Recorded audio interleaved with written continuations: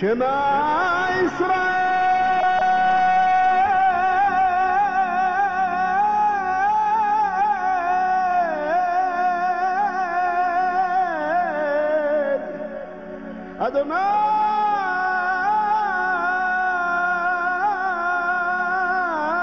أدوناي إلهي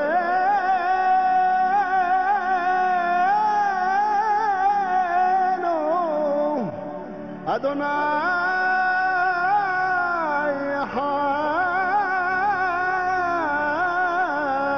حاد أدوناي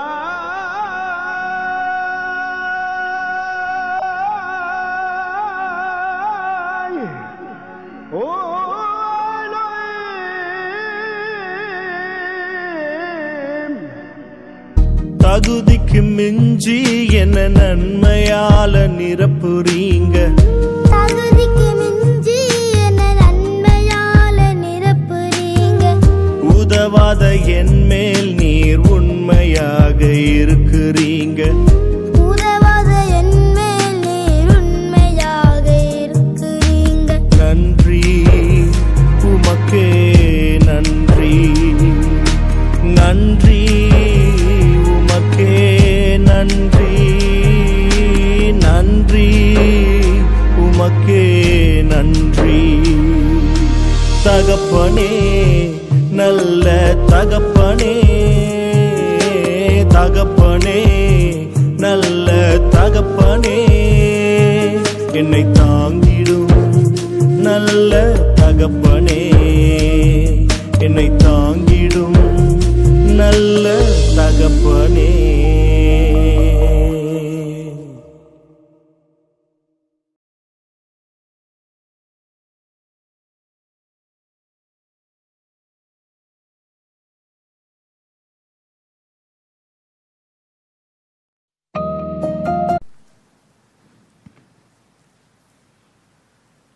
கர்த்தருடைய பரிசுத்த நாமம் மகிமைப்படுவதாக. பரம தகப்பன் அப்படிங்கிற தலைப்புல நம்முடைய அப்பாவை பற்றி நாம் அநேக காரியங்களை நாம் படித்துக் கொண்டிருக்கிறோம். கடந்த 2 மாசங்களா நமக்கு வாக்கு தத்துவம் அப்படிதான் வந்திருக்கு. நவம்பர் மாசத்துல நான் உங்களை ஏற்றுக்கொண்டு உங்களுக்கு பிதாவா இருப்பேன், உங்களுக்கு அப்பாவா இருப்பேன்னு சொல்றாரு. அந்த அப்பா யாரு? டிசம்பர் மாசத்து வாக்குத்தத்தமாக, நம்ம நவம்பர் மாசத்து வாக்குத்தத்தமாக, அக்டோபர் மாசத்துல நான் உங்களுக்கு பிதாவா இருப்பேன்னு சொன்னாரு. இந்த நவம்பர் மாசத்துல அந்த அப்பா யாரு அப்படின்னா கர்த்தராகிய இயேசு கிறிஸ்துவின் பிதா. எபேசியர் 1:3 திரும்ப வாசிக்கலாம். நம்முடைய கர்த்தராகிய இயேசு கிறிஸ்துவின் பிதாவாகிய தேவனுக்கு ஸ்தோத்திரம். ஸ்தோத்திரம். அவர் கிறிஸ்துவுக்குள் உன்னதங்களிலே ஆவிக்குரிய சகல ஆசீர்வாதத்தினாலும் நம்மை ஆசீர்வதித்திருக்கிறார். நம்முடைய கர்த்தராகிய இயேசு கிறிஸ்துவின் பிதாவாகிய தேவனுக்கு ஸ்தோத்திரம். இந்த அப்பா யாரு அப்படின்னா நம்முடைய கர்த்தராகிய இயேசு கிறிஸ்துவின் பிதா. ஏன் இந்த வேர்டை ஆதி அப்போஸ்தலர்கள் அழுத்தி அழுத்தி, பவுல பாத்தீங்கன்னா அவரும் அடிக்கடி எழுதியிருப்பாரு, பேதுருவும் எழுதியிருப்பார். ஏன் இந்த வார்த்தையை அவங்க திரும்ப திரும்ப எழுதுறாங்க? கர்த்தராகிய இயேசு கிறிஸ்துவின் பிதா அப்படிங்கிற வார்த்தையை ஏன் அவங்க திரும்ப திரும்ப எழுதுறாங்கன்னா, அதுக்கு 2 முக்கியமான காரணங்கள் இருக்கு. ஒன்னு, நம்ம யாருமே ஆண்டவர் அப்பா அப்படின்னு சொன்னதுனால நம்மை பெற்றெடுத்த அப்பாமார்கள் நம்மகிட்ட நடந்துகிட்டாங்கல்ல, அந்த மாதிரி இந்த அப்பாவை நம்ம என்ன செஞ்சிடக்கூடாது? பாத்திரக்கூடாது. நல்லா புரிஞ்சுக்கோங்க. ஆண்டவர் அப்பான்னு சொல்லும் போது எங்க அப்பா எப்படி இருந்தாரோ, எங்க அப்பா எப்படி என்கிட்ட நடந்தாரோ அதே மாதிரி அந்த அப்பாவும் இருப்பாருன்னு சொல்ல முடியாது, சொல்லக்கூடாது. எங்க அப்பா அன்பானவரா? ஆமா. அதே நேரத்தில் நான் குறும்பண்ணா அடிச்சிருக்காரா? ஆமா. அது எங்க அப்பா தான் அந்த நாட்கள்ல அவங்க அடிச்சாங்கன்னா அப்படியே நெருப்பு பறக்கிற மாதிரி இருக்கும்.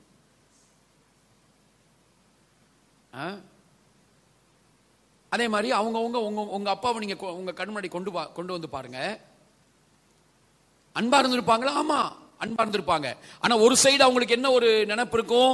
பிள்ளைங்க குறும்பு பண்ணா கண்டிப்பா என்ன செய்யணும்? அடிக்கணும், அலறணும் பிள்ளைங்க நம்மளை பார்த்தா. இப்ப அன்னைக்கு அவங்க சொன்னது என்ன?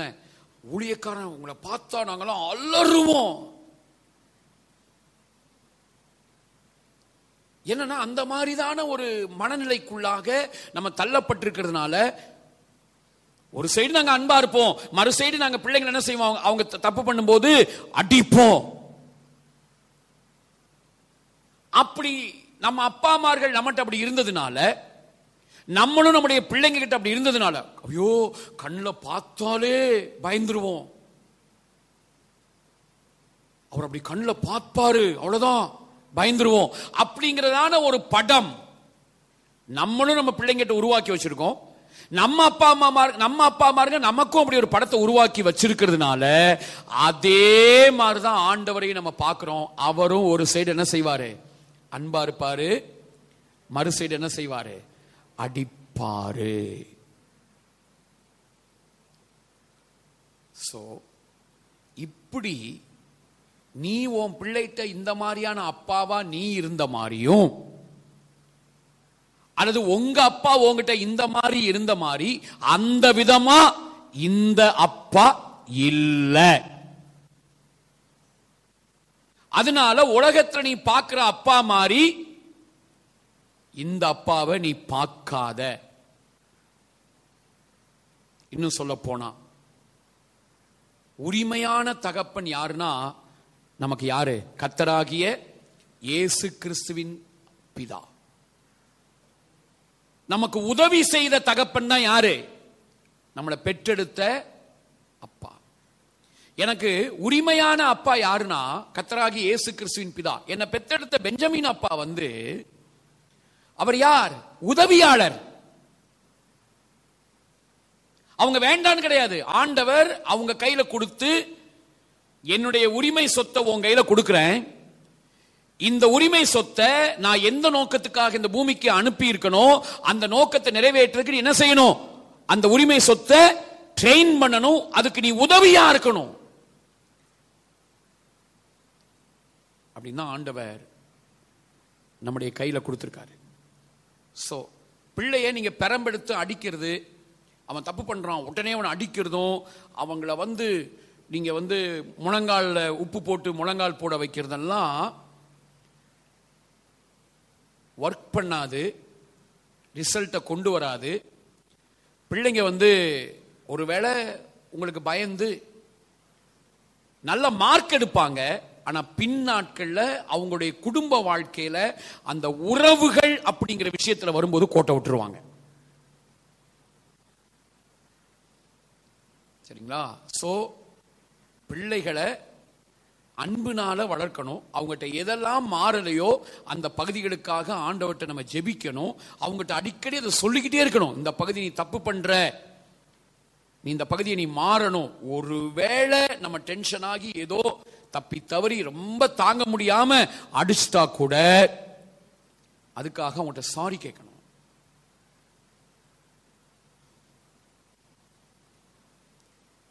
சரிங்களா? சோ நம்ம தகப்பன்மார்கள் இருக்கிற மாதிரியே தான் அப்பா இருப்பாரு. இந்த கர்த்தராகிய இயேசு கிறிஸ்துவின் பிதா இப்படிதான் இருப்பாரு அப்படின்னு நினைக்க கூடாது. சரிங்களா? அவர் அப்படி இல்லை. அவர் அப்படி இல்லை. அவர் அந்த விதமாக அவர் செய்கிறவர் கிடையாது. அப்போ உடனே உங்களுக்கு பைபிள்ல இருக்கிற வசனம் ஞாபகத்துக்கு வரணும். தகப்பன் நேசியாத, தகப்பன் சிட்சிக்காத புத்திரன் உண்டோ? தகப்பன் சிட்சிக்கிற அந்த புத்திரன் தான் அவருடைய புத்திரன். தகப்பன் சிட்சியாத புத்திரர்கள் எங்க இருக்கு அந்த வசனம்? எபிரேயர் 12:5-6-7 நினைக்கிறேன். எபிரேயர்ல 12ஆம் அதிகாரத்துல அன்றியும் என் மகனே கர்த்தருடைய சிட்சையை அற்பமாக எண்ணாதே. 5 அன்றியும் என் மகனே கர்த்தருடைய சிட்சையை அற்பமாக எண்ணாதே அவரால் கடிந்து கொள்ளப்படும் போது சோர்ந்து போகாதே கர்த்தர் எவனிடத்தில் அன்பு கூறுகிறாரோ அவனை அவர் சிட்சித்து தாம் சேர்த்து கொள்ளுகிற எந்த மகனையும் தண்டிக்கிறார் என்று பிள்ளைகளுக்கு சொல்லுகிறது போல உங்களுக்கு சொல்லி இருக்கிற புத்திமதியை மறந்தீர்கள். நீங்கள் சிட்சையை சகிக்கிறவர்களாய் இருந்தால் தேவன் உங்களை புத்திரராக எண்ணி நடத்துகிறார். தகப்பன் சிட்சையாத புத்திரன் உண்டோ? இந்த தகப்பன் பிள்ளை சிட்சை அப்படிங்கிறது என்னன்னா, இது நமக்கு ஏதோ பெரம்பெடுத்து அடிக்கிறதுன்னு நம்ம புரிஞ்சுக்கிட்டோம்.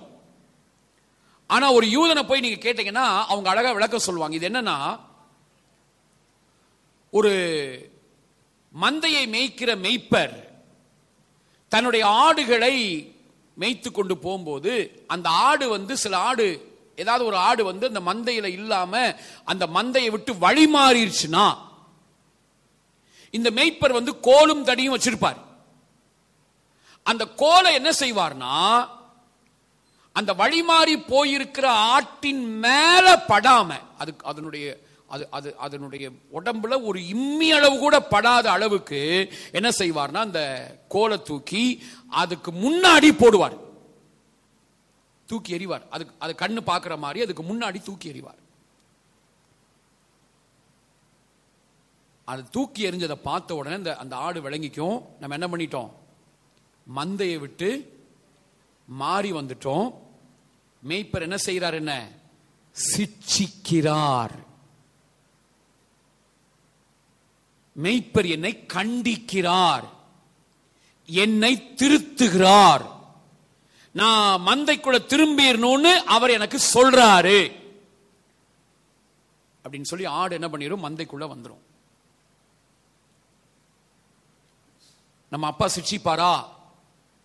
ஆமா. நம்மளை திருத்துவாரா? ஆமா. எப்படி திருத்துவார்?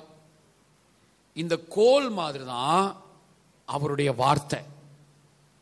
உமது கோலும் உமது தடியும் என்னை தேற்றும். நம்ம வழி மாறி போயிட்ட உடனே டக்குன்னு என்ன செய்வார், நம்முடைய கண்ணுக்கு முன்னாடி வார்த்தையை போடுவார்,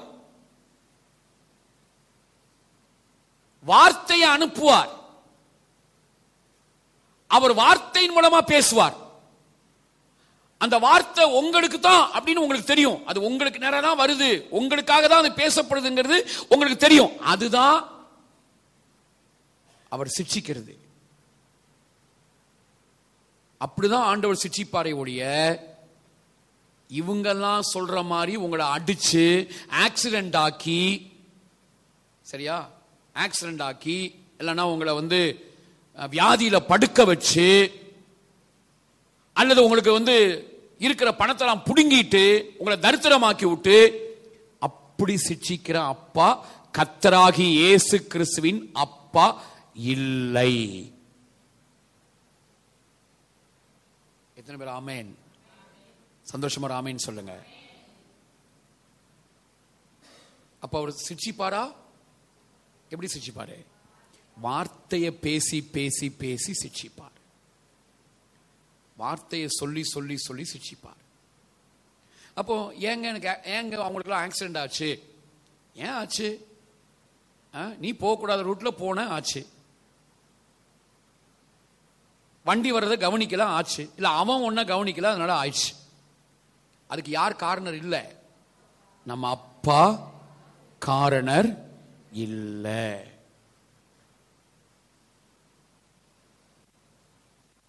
சரிங்களா? அப்ப அந்த மாதிரி நேரத்தில் என்ன செய்யறாரு?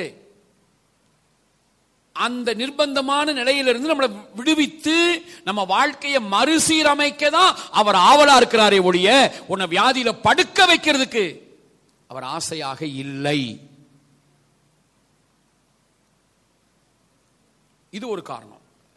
அடுத்து இரண்டாவது ஏன் கர்த்தராகி இயேசு கிறிஸ்துவின் பிதான்னு சொல்லி இருக்குன்னா, இரண்டாவது ஒரு காரணம் என்ன அப்படின்னா, இந்த கர்த்தராகி இயேசு கிறிஸ்துவின் பிதா அப்படின்னு ஏன் இங்க அழுத்தி அழுத்தி சொல்லப்பட்டிருக்குன்னா, இன்னைக்கு எவ்வளவு மக்கள் தொகை இருக்கு? உலக மக்கள் தொகை ஒரு ஒட்டுமொத்தமா எவ்வளவு மில்லியன்? 750 crores.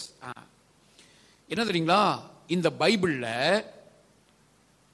இந்த 750 crores மக்களுடைய பார்வை கடவுளை பற்றி எப்படி எப்படியெல்லாம் பார்க்கிறாங்க அப்படிங்கிற பார்வைகள் எல்லாமே, அவங்க கடவுளை எப்படி புரிஞ்சு வச்சிருக்காங்க, அவங்க கடவுளை எப்படி பார்க்கிறாங்க அப்படிங்கிற அந்த எல்லா பார்வைகளும் இந்த பைபிள்ல இருக்கு. சோ பைபிள்ல இருக்குன்னு நீங்க பிளைனா எடுத்துக்கிட்டு உடன்படிக்கை பட்டியை தொட்டவனை கர்த்தர் அடித்தார், அந்த மாதிரி சபைக்கு லேட்டா வர்றையா உன்னை கர்த்தர் அடிப்பார் அப்படின்னு நீ சொன்னேனா கடவுள் ரொம்ப துக்கப்படுவார். அவருக்கு ரொம்ப கஷ்டமா இருக்கும். எனக்காக நீ பேசுறதா நினைச்சுக்கிட்டு என் மனசுல இல்லாததை பேசுறியப்பா.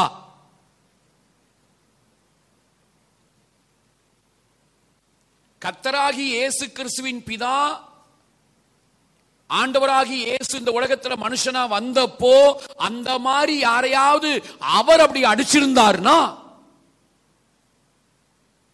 ஆமா அவர் அப்படி அடிப்பார்னு சொல்லலாம். பட் அவர் அப்படி யாரையும் அடிக்கல. அப்படி அடிக்கலாமான்னு கேட்டவங்களுக்கு கூட அந்த ஆவிய என்ன பண்ணாரு? அதட்டினார்.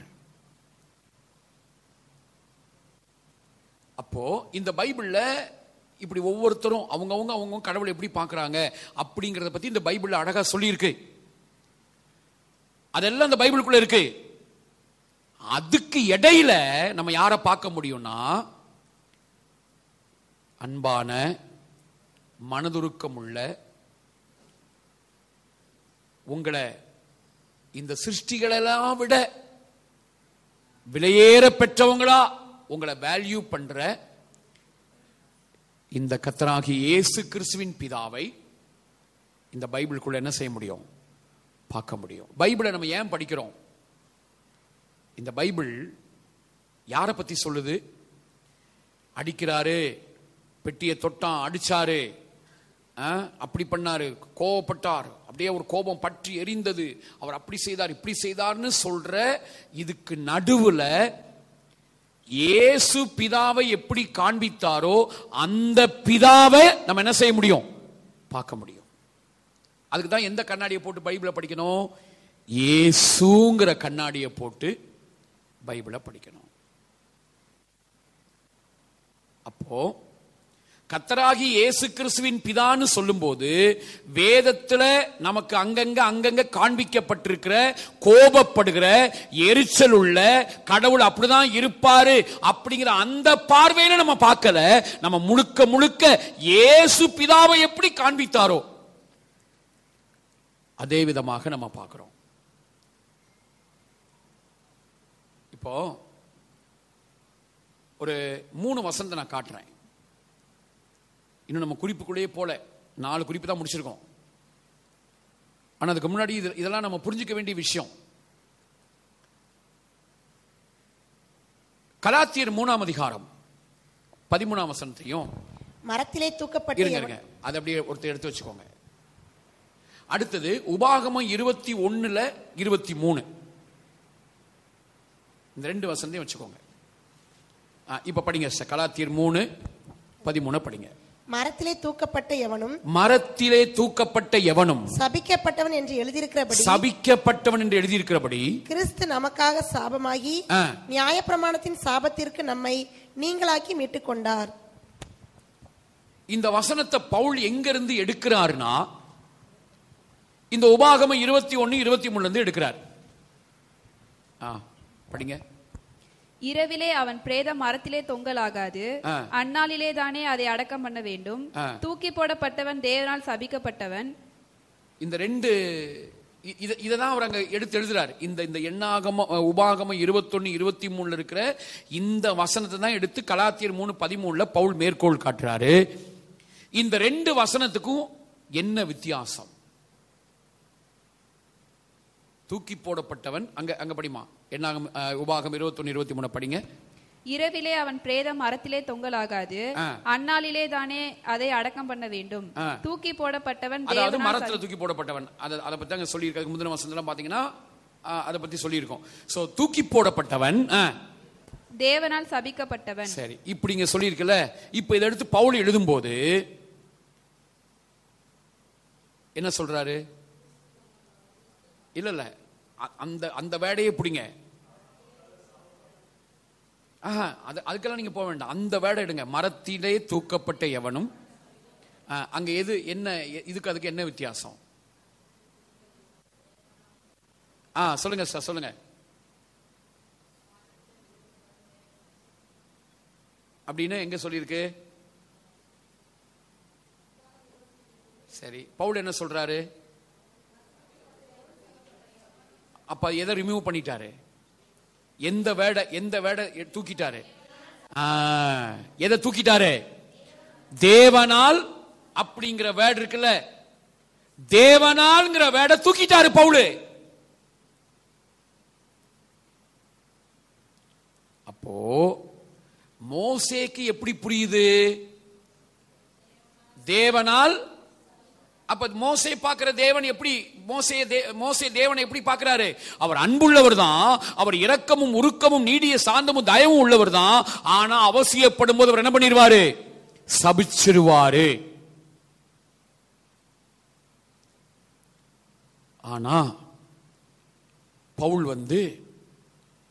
கர்த்தராகிய இயேசு கிறிஸ்துவின் பிதாவை அறியும்படியாக அரபு தேசத்துல போய் அவர் உட்கார்ந்து ஹீப்ரு பைபிளை எடுத்துக்கிட்டு இயேசுங்கிற கண்ணாடியை போட்டு அந்த ஹீப்ரு பைபிளை ஆராய்ச்சி பண்ணி பார்த்துட்டு அவர் சொல்றாரு, நோ நோ நோ, சபிச்சது யார் இல்ல?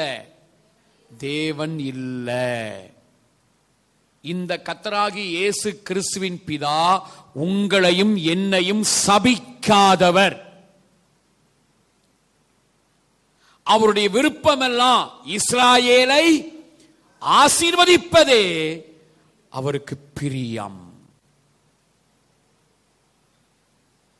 2 நாளைக்கு முன்னாடி எனக்கு ஒருத்தவங்க ஃபோன் பண்ணி கேட்குறாங்க, ஒரு சிஸ்டர், நமக்கு ரொம்ப நெருக்கமா இருக்கிற ஒரு சிஸ்டர், பாஸ்டர் சில மெசேஜ்லாம் நீங்க அனுப்பிவிடுறீங்க, அந்த மெசேஜ்லாம் நாங்க கேட்குறோம், ஒருவேளை எங்களுக்கு அவங்க அந்த இடத்துக்கு போயிடணும், அங்க கூட போயிடலாம் அப்படி எங்களுக்கு ஒரு எண்ணம் வந்துச்சுன்னா எங்களை சபிச்சிருவீங்களா பாஸ்டர்? நான் சொன்ன சந்தோஷமா அனுப்பி விட்டுருவேன். நீங்க உங்க வாழ்க்கை மறுசீரமைக்கப்பட்டா சந்தோஷம். உங்க வாழ்க்கை மறுசீரமைக்கப்படுறதுக்காக தான் நாங்க அந்த மெசேஜ் அனுப்பி வைக்க. வேற எங்கேயாவது போய் மாட்டிக்கிட்டாதான் கஷ்டம். வேற எங்கேயாவது போய் இந்த மத பிரசங்கம் பண்ணிக்கிட்டு இருக்கிறவங்கள்ட்ட போய் மாட்டிக்கிட்டீங்கன்னா தான் கஷ்டம். அங்க நல்லா இருக்கிற மாதிரி தெரியும், ஆனா போக போக போக போக நீங்க வாழ்க்கை ட்ரை ஆகிறத பாப்பீங்க. சரியா? அது அங்க போனா ஆட்டோமேட்டிக்கா அது நடக்கிற மேட்ரு. ஆனா நான் சொன்னேன், நாங்க அப்படிலாம் சபிக்க மாட்டோம். இப்படி மதத்துக்குள்ள போய் மாற்றவங்களே நாங்க யாரையும் சபிக்கல. அவங்களுக்காக வெயிட் பண்ணுவோம் அப்படின்னு தான் நம்ம சொல்றோம். இன்னைக்கு புரியலனா கூட 10,000 கோடி ஆண்டுகள் ஆனாலும் அப்பா வெயிட் பண்றாரு, நாங்களும் வெயிட் பண்றோம், அவ்வளவுதான். சோ நம்ம அப்பா யாரு? பக்கத்துல பார்த்து சொல்லுங்க, நம்ம அப்பா சபிக்காதவர். இன்னும் சொல்ல போனா சொல்லுங்க, இன்னும் சொல்ல போனா சபிக்கிற சாபத்தையும் ஆசீர்வாதமா மாற்றுகிற அளவுக்கு உங்க மேல என் மேல அன்பா இருக்கிறாரு. உபாகமம் 23:3 அங்க அப்படிதான் போட்டிருக்கு. உபாகமம் 23:3 அம்மோனியனும் மோவாபியனும் கர்த்தருடைய சபைக்கு உட்படலாகாது, 10ஆம் தலைமுறையிலும் என்றைக்கு அதான் 5 அவர் சாபத்தை உண்மையில் அன்பு கூர்ந்து 5 உன் தேவனாகிய கர்த்தர் பிளேயாமுக்கு செவி கொடுக்க சித்தமில்லாமல் உன் தேவனாகிய கர்த்தர் உன்மேல் அன்பு கூர்ந்தபடியால் உன் தேவனாகிய கர்த்தர் அந்த சாபத்தை உனக்கு ஆசீர்வாதமாக மாற பண்ணினார். அப்போ சபித்தார் அப்படி, அதாவது அவன் சபிக்கப்பட்டவன் எடுத்துக்கோங்க, சரிங்களா? ஆனா அதை எதை கட் பண்ணிடணும்? தேவனால். இயேசுங்கிற கண்ணாடியை போடும்போது அங்க எதை கட் ஷாட் பண்ணிடுவோம்? தேவனால். அப்ப அந்த தேவன் நமக்கு எப்படி தெரிவார்? கர்த்தராகிய இயேசு கிறிஸ்துவின் பிதா யாரு? சாபத்தையும் ஆசீர்வாதமாய் மாற்றுகிற அளவுக்கு உங்க மேல என் மேல அன்பு வச்சிருக்காரு. ஜி மைனர் அவ்வளவு ஜி மைனர் அவ்வளவு அன்புள்ள ஒரு அப்பா அவர். அத நம்ம பாடுறோம். மலைகள் விலகினாலும் பர்வதங்கள் நிலை பெயர்ந்தாலும் கிருபை விலகாது, சமாதானம் நிலை பெயராது. மலைகள் விலகினாலும் அந்த அடி பாடுங்க, பாருங்க, அதை போடுங்க. கோபம் கொள்வதில்லை என்று ஆணையிட்டீர், கடிந்து கொள்வதில்லை என்று தீர், கோபம் கொள்வதில்லை என்று வாக்களித்தீர், கடிந்து கொள்வதில்லை என்று ஆணையிட்டீர். அவங்களை மன்னித்தீர், அக்கிரமத்தை எண்ணாலை, பாவங்களை மன்னித்தீர், அக்கிரமங்கள் எண்ணுவதில்லை.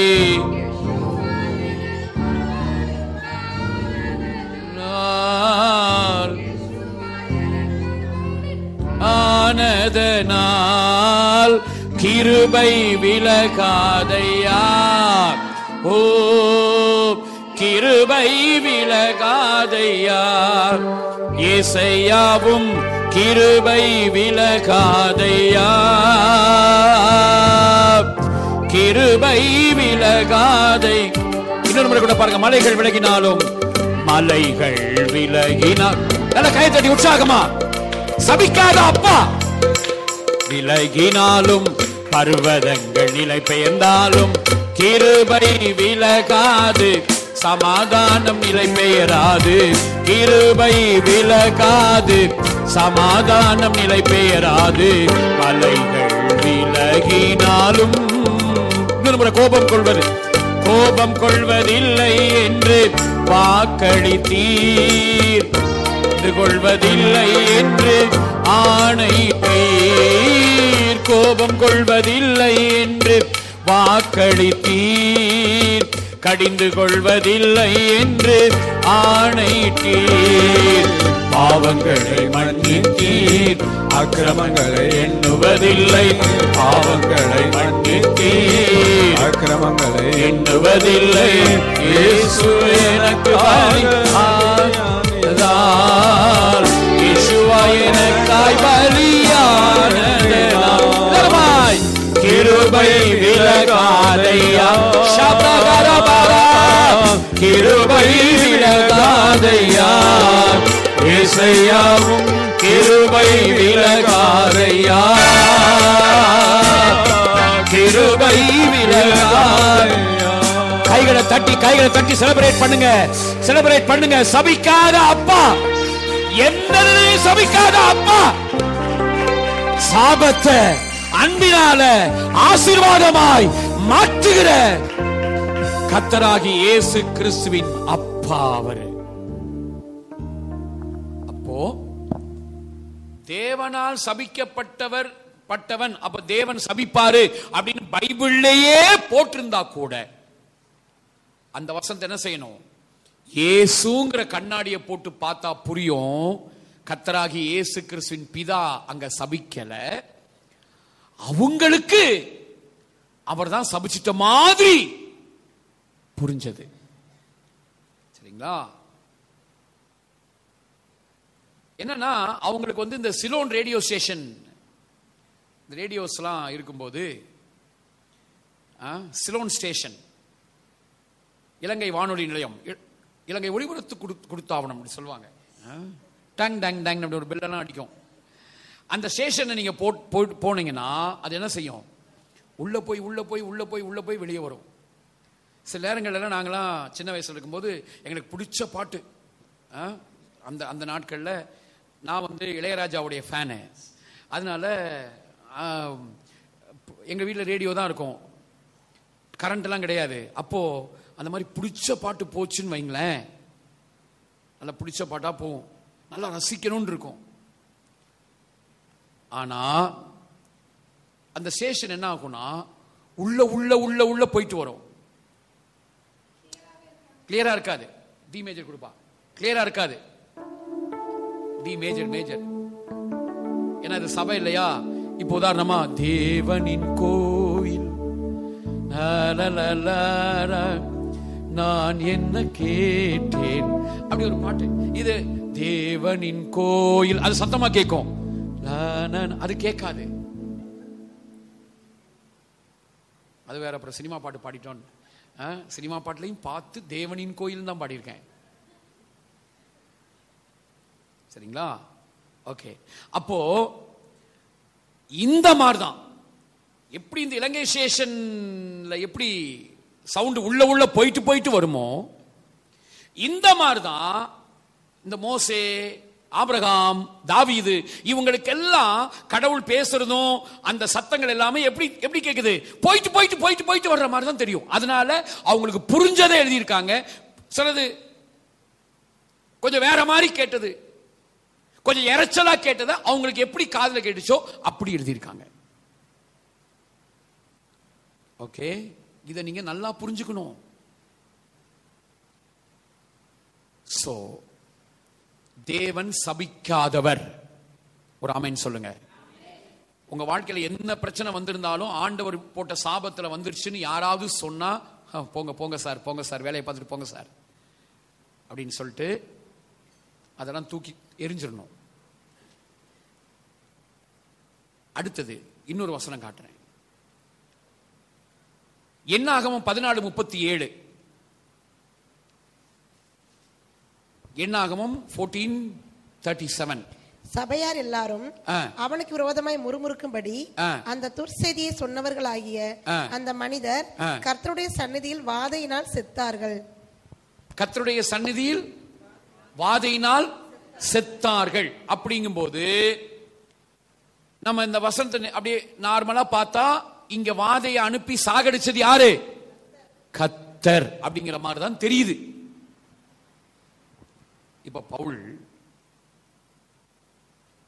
அரபு தேசத்துக்கு போய் வேதத்தை ஆராய்ச்சி பண்றாரு.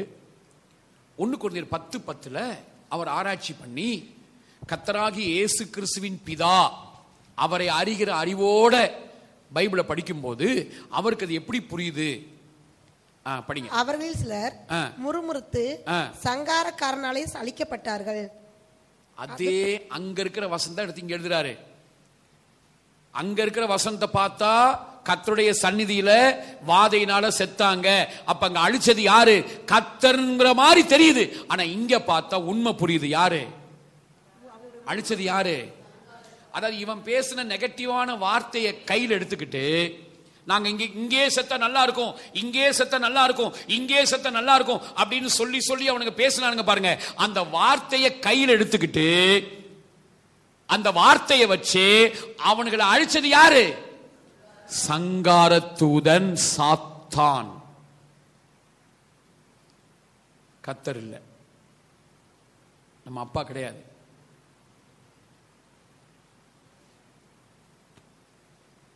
ஆனா அவருக்கு இவன் சாத்தான் இப்படி பண்ணுவான்,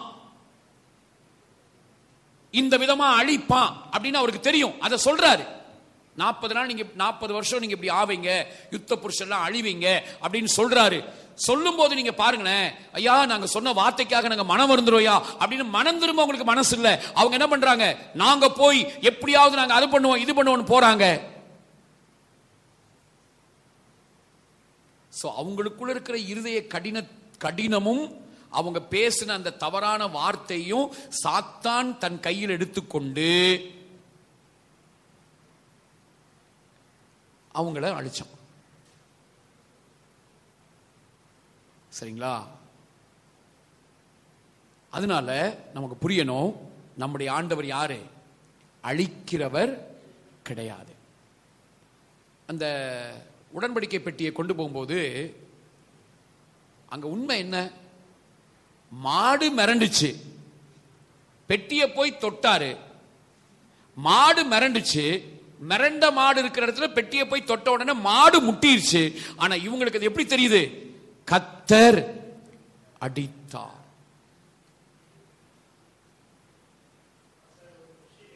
சொல்லுங்க சொல்லுங்க.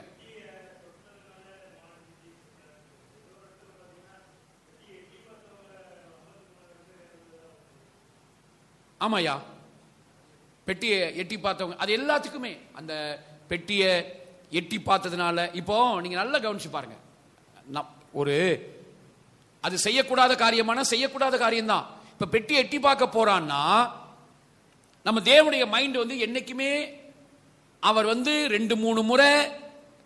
இப்போ சாலமோன் வந்து அந்நிய பெண்களோட சேர போறான் அப்படின்னு தெரிஞ்ச உடனே ஆண்டவர் கனவுல வந்து என்ன செய்யறாரு? பேசுறாரு. நீ இப்படி செய்யாத, அந்நிய பெண்ணோடு சேராத, நீ என்னுடைய வழியில நடந்தேனா நான் உன்னை இப்படி இப்படிலாம் நான் உன்னை செய்வேன்னு சொல்லி பேசுறார். சரிங்களா? அப்போ ஆண்டவர் ஒரு காரியத்துல அவர் வந்து அது தவறு, மனுஷன் தப்பு பண்றான் அப்படின்னு தெரிஞ்சா கண்டிப்பாக அவனோடு பேசுவார்.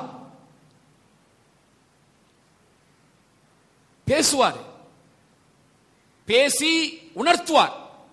இப்படி தொடக்கூடாது, இந்த பெட்டிக்குள்ள இருக்கிறத பார்க்க கூடாது, எட்டி பார்க்காத அப்படின்னு. ஆனா அங்க எட்டி பார்த்தாங்க, அங்க செத்தாங்க அப்படிங்கிறதுக்கும் காரணர் நம்ம அப்பா கிடையாது. பைபிள்ல பழைய ஏற்பாட்டையும் சரி புதிய ஏற்பாட்டையும் சரி அடிச்சாங்க, அப்படியே கீழே விழுந்து செத்தாங்க, பாதாளம் அவங்கள விழுங்கிருச்சு அப்படின்னு வர்ற எல்லா மேட்டர்ஸும், அந்த எல்லா மேட்டர்ஸும் அந்த மேட்டர்ஸுக்கெல்லாம் ஆண்டவர் காரணர் அல்ல, அது அவருடைய கேரக்டரும் கிடையாது. சரிங்களா? அப்படி அவர் செய்யணும்னா ஏதேன்லயே ஆதாம் தப்பு பண்ணதுக்கு அந்த ஆதாமை ஏவாளையும் அழிச்சிட்டு வேற ஒரு ஆதாம் ஏவாளை அவர் என்ன பண்ணிருக்கலாம்? உருவாக்கி இருக்கலாம். அதை செய்யலங்கிறது அந்த ஒரு விஷயம் போதும். தப்பு செஞ்சவனெல்லாம் அழிக்கணும் அப்படிங்கிறது அவருடைய குணம் அல்ல. அந்த தப்பு செய்தவனை திருத்தணும், அவன் வாழ்க்கையை மாத்தணுங்கிறது அவருடைய பிளான். ஆனா இவன் போய் மாட்டிக்கிறான். இவனுங்க பேசுற தப்பான வார்த்தைகள், இவங்க வந்து பேசுற தவறான வார்த்தைகளும் அந்த சிந்தையில வச்சிருக்கிற தவறான படங்களை சாத்தான் பயன்படுத்தி, அதாவது புதிய ஏற்பாட்டில் அழகா ஜூப்ளின் ஜோசப் கூட அழகா பேசியிருப்பார். கல்வாரி சிலுவையில இயேசு வந்து பாம்புடைய சாத்தானுடைய விஷத்தை முறிச்சிட்டாரு. ஆனா இப்ப விஷம் கொடுக்கிறது யாரு? விஷத்தை எங்க இருந்து எடுக்கிறான்? நம்ம பழைய ஏற்பாட்டிலையும் அப்படிதான். பழைய ஏற்பாட்டில் அவர் முறிக்கல, ஆனா அந்த விஷத்தை முறிக்கிறதுக்கான நிவாரணமா பஸ்கா அப்புறம் பலிகள் இப்படி எல்லாம் வச்சிருந்தும் ஏன் அவங்க வாழ்க்கையில அழிவுகள்லாம் வந்துச்சுன்னா இவங்க பேசுற நெகட்டிவான வேர்ட்ஸ், நெகட்டிவான வார்த்தைகள். இப்போ பெட்டியை தொட போறான், ஊசா தொடாத அப்படின்னு சொல்லியிருந்தா ஆண்டு அவன் தொட்டிருக்க மாட்டான் இல்லையா?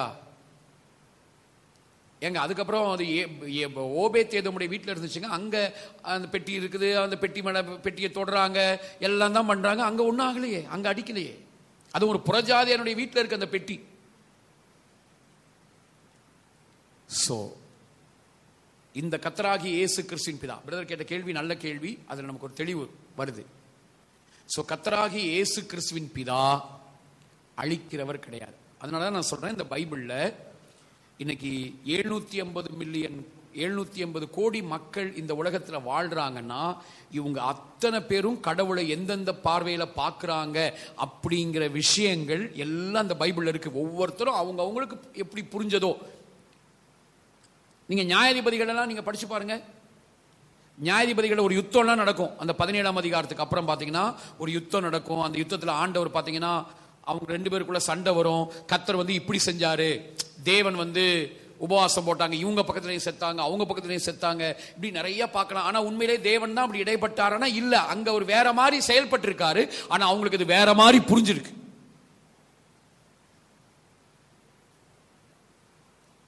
சோ அப்போ பைபிள் என்ன செய்யணும்? பைபிளை படிக்கும்போது ஆண்டவரே, இந்த பைபிளையும் உங்க ரத்தம் தெளிக்கப்பட்ட நிலையில இந்த பைபிளை நான் படிக்கிறேன். எபிரேயர் 9:19 மோசே ரத்தத்தை தெளிக்கும் போது முதல்ல எங்க தெளிச்சுட்டு வந்து எங்க தெளிக்கிறாருன்னு பாருங்க. எப்படி எனில், மோசே நியாயப்பிரமாணத்தின்படி சகல ஜனங்களுக்கும் எல்லா கட்டளைகளையும் சொன்ன பின்பு இளங்காளை, வெள்ளாட்டுக்கடா இவைகளின் ரத்தத்தை தண்ணீரோடும் சிவப்பான ஆட்டு மயிரோடும் ஈசோப்போடு கூட எடுத்து புஸ்தகத்தின் மேலும் ஜனங்கள் எல்லார் மேலும் தெளித்து. முதல்ல எது மேல தெளிச்சாரா? புஸ்தகத்து மேல. ஏன்னா ஒரு ஒரு ஒரு பொருள் மேலேயோ இல்ல ஒரு ஆள் மேலேயோ ரத்தம் தெளிக்கப்படுது அப்படின்னா என்ன அர்த்தம்? அது சுத்தமாக்கப்படுகிறது அப்படின்னா என்ன அர்த்தம்? மோசே என்ன சொல்ல வராரு? எப்பா, நாங்க எங்களுக்கு கடவுளை பத்தி என்ன புரிஞ்சதோ அதை நாங்க எழுதி வச்சிருக்கோம். இதுதான் பூர்ணமான வெளிப்பாடு. நீ நம்பி என்ன செஞ்சிடக்கூடாது? கடவுள் இப்படிதான் இருப்பாருங்கிற முடிவுக்கு வந்துடக்கூடாது. அதனால அதற்கும் ஒரு சுத்திகரிப்பு தேவை. அப்படிங்கிறதுக்காக நாங்க என்ன செய்யறோம்? முதல்ல புஸ்தகத்து மேல ரத்தத்தை தெளிக்கிறோம்.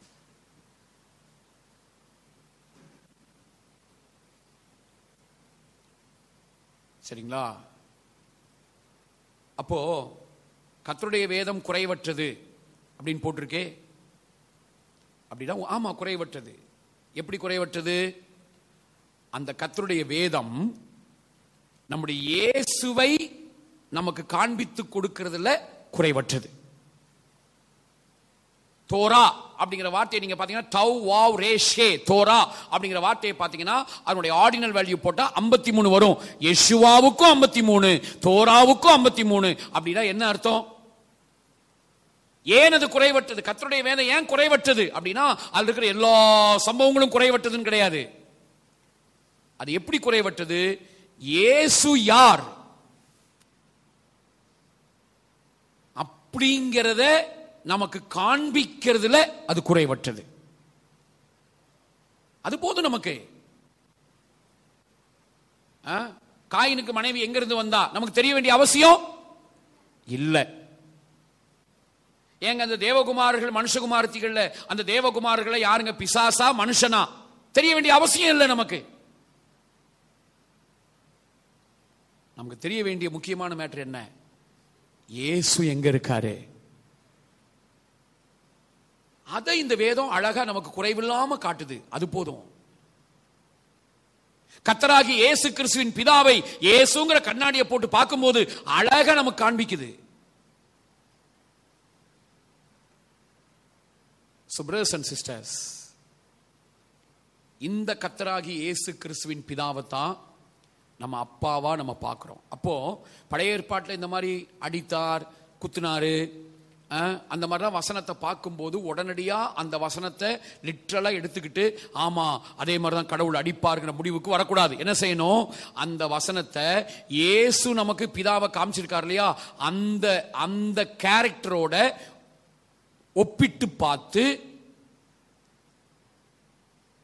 அதுல ஒரு சரியான வெளிப்பாடை நம்ம பெற்றுக்கொள்ளும். இப்ப பவுல் அப்படிதான் பெற்றுக்கொண்டுதான் அவர் சொல்றாரு, தேவனால் சபிக்கப்பட்டவன் அங்க போட்டிருக்கு, ஆனா நான் சொல்றேன் கர்த்தராகிய இயேசு கிறிஸ்துவின் பிதாவை நான் அறிந்தபடினால சொல்றேன், அங்க தேவன் சபிக்கல, சபிக்கிறவர் தேவன் இல்ல. உடன்படிக்கை பெட்டியை தொட்டான், கர்த்தர் அடிச்சார்னு போட்டிருக்கு, ஆனா கர்த்தராகிய இயேசு கிறிஸ்துவின் பிதாவை வச்சு பார்க்கும்போது நமக்கு புரியும் அங்க அடிச்சது கர்த்தர் இல்ல, மாடு மிரண்டுச்சு, செத்தான்.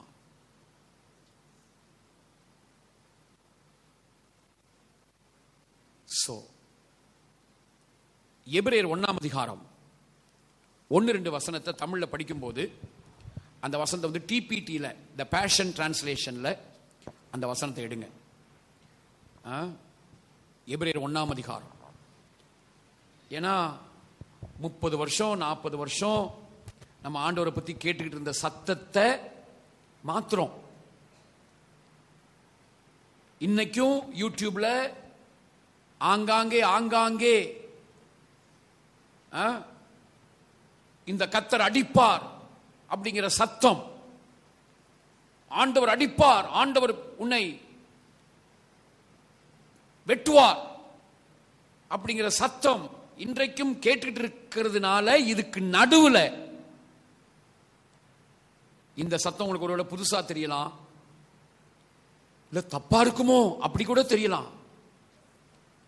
ஆனா ஆண்டவர் நல்லவர், ஆவியானவர் உங்களுக்கு அதை புரிய வைப்பார். படிங்க.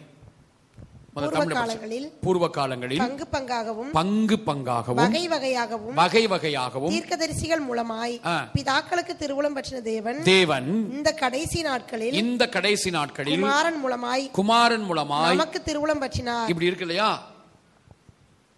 இதை எப்படி, இந்த வசனத்தை எப்படி நம்ம விளங்கிக்கிறது? இப்போ இந்த பேஷன் டிரான்ஸ்லேஷன்ல இந்த வசனம் வந்து ரொம்ப அழகா இருக்கிறத பார்க்கலாம். Throughout our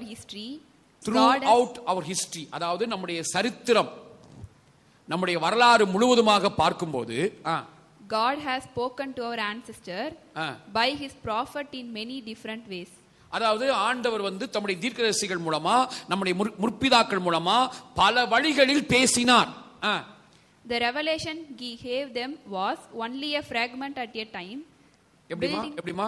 The revelation he gave them was only a fragment at a time. அதாவது அந்தந்த நேரத்துக்கு எதை வெளிப்படுத்தணுமோ,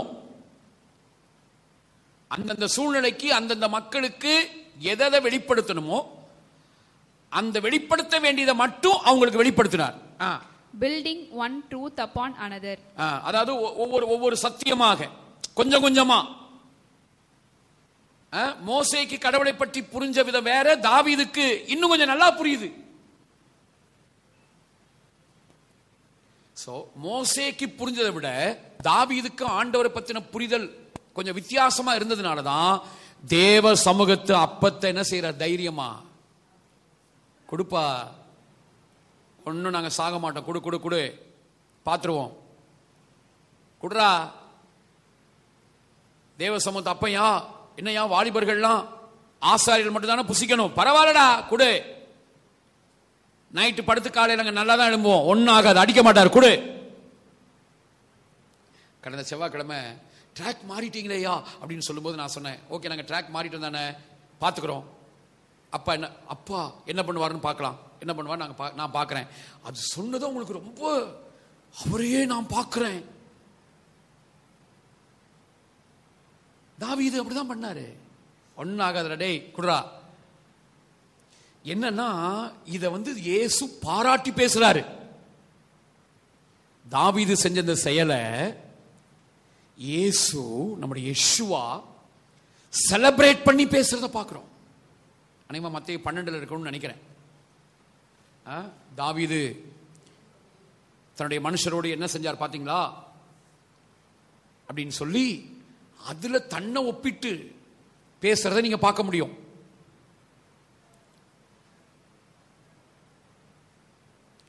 சரிங்களா? அப்போ இவங்களுக்கெல்லாம் எத்தனை வசனம்? 4 படிங்க. மத்தேயு 12:4. ஆண்டவர் கொண்டாடி செலிப்ரேட் பண்ணி பேசுறாரு அத.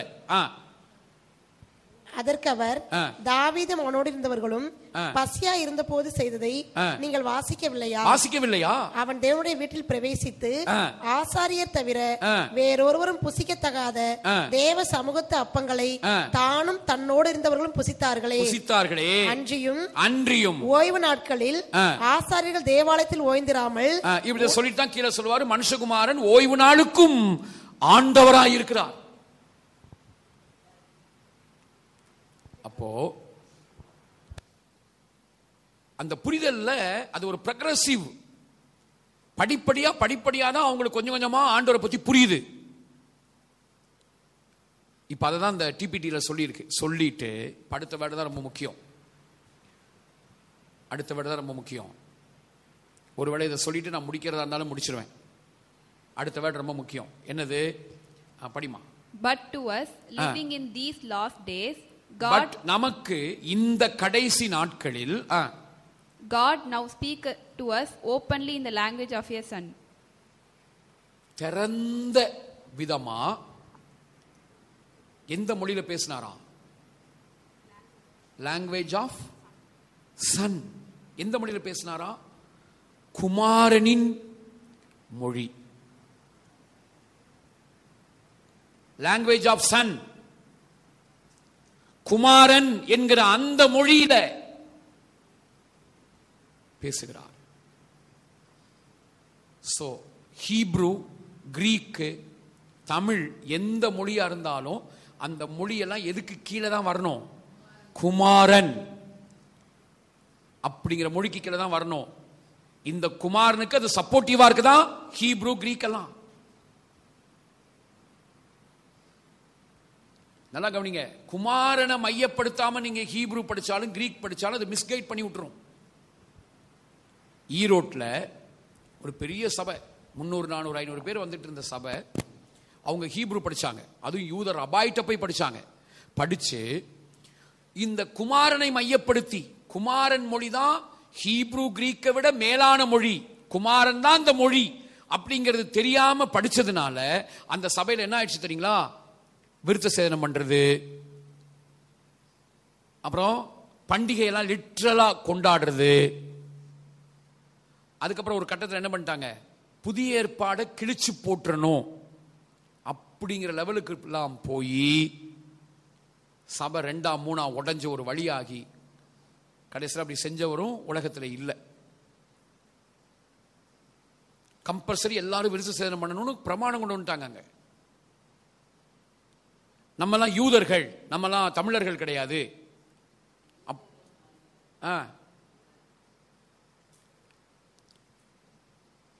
அதுதான் இங்க போட்டிருக்கு. பிதா எந்த மொழியில பேசுறாரு? குமாரனின் மொழி. அப்ப ஹீப்ரு படிக்கணுமா? படிக்கணும். நான் உங்களுக்கு டீச் பண்றேன். கிரீக் படிக்கணுமா? கிரீக்கை நான் படிச்சுட்டு உங்களுக்கு டீச் பண்ணுவேன். சரியா? அப்புறம் இன்னொரு 120, 150 தாண்டும்படி அப்பா வைப்பாரு. அராமிக்கையும் படிச்சுட்டு உங்களுக்கு அதையும் டீச் பண்ணுவேன். ஏன்னா பைபிள் நல்லா தெரியணும்னா இந்த 3 நமக்கு ஓரளவுக்கு பேசிக்கா தெரியணும். ஹீப்ரு நல்லா தெரியணும், மீதி 2 பேசிக்கா தெரியணும். என்னது? Greek, Aramaic. ஆனா இது எல்லாத்தையும் எந்த மொழிக்கு கீழே வைக்கணும்? குமாரன். குமாரன்கிற மொழியை வச்சு ஹீப்ரு கிரீக்க கேள்வி கேட்கலாமே ஒழிய ஹீப்ரு கிரீக்க வச்சு யார கேள்வி கேட்டக்கூடாது? குமாரனை. ஆமா, அதனாலதான் பழைய ஏற்பாட்டை நம்புற யூதர்களுக்கு இன்னும் இயேசுதான் மேசியாங்கிறது என்ன செய்யல? புரியல.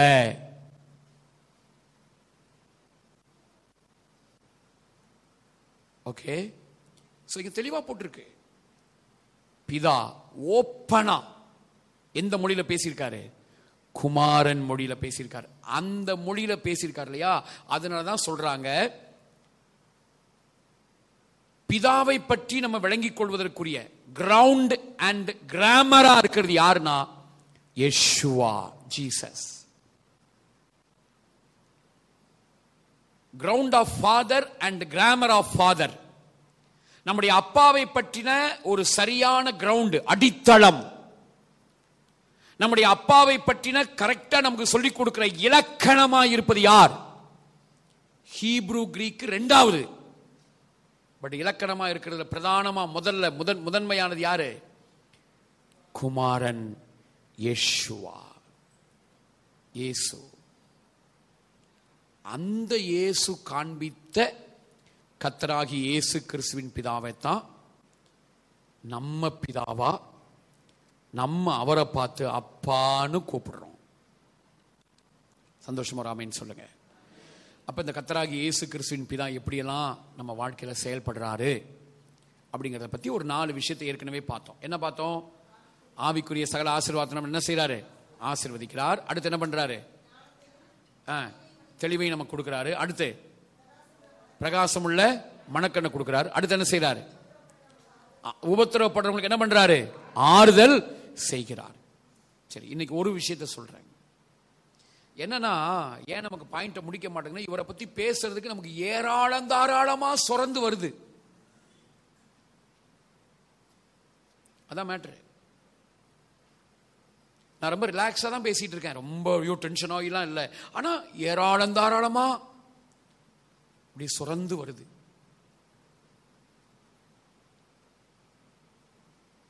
ஓகே, இப்ப ஐந்தாவது ஒரு முக்கியமான விஷயம், எபேசியர் 3ஆம் அதிகாரத்தில் மீதி இருக்கிற எல்லாமே மொத்தம் நான் 13 விஷயம் சொன்னேன். இந்த 13ல மீதி இருக்கிற 9 விஷயங்களுமே எங்க இருக்குன்னா, இந்த எபேசியர் 3ஆம் அதிகாரத்தில் 14 இருந்து கடைசி வரைக்கும் இருக்கிற வசனங்கள்ல அப்பா என்ன செய்வாருங்கிறது இருக்கு. ஸோ நான் அதை ரொம்ப ரஷ் பண்ணி வேக வேகமா உங்களுக்கு சொல்லாம அதில் ஒரு குறிப்பை மட்டும் சொல்லிட்டு நான் முடிக்கிறேன். அடுத்த வாரம் நம்ம கண்டினியூ பண்ணுவோம்.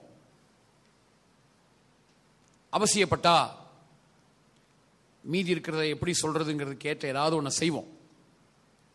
செய்து புத்திர சுவிகாரம் அதை பற்றி ஒரு ஒரு ஒரு டீச்சிங் உங்களுக்கு கொடுத்து, அப்புறம் முதல் வாரம் இது கடைசி காலமா அதையே வாக்குத்தத்தமா நம்ம தியானிக்க போறோம். சரி, இப்போ வாசிங்க. எந்த வசனம்? எபேசியர் 3:14, 3:14. இது நிமித்தம் நான் பரலோகத்திலும் பூலோகத்திலும் உள்ள முழு குடும்பத்துக்கும் நாமக்காரராகிய நம்முடைய கர்த்தராக இருக்கிற இயேசு கிறிஸ்துவினுடைய பிதாவை நோக்கி முழங்கால் படியிட்டு. அப்போ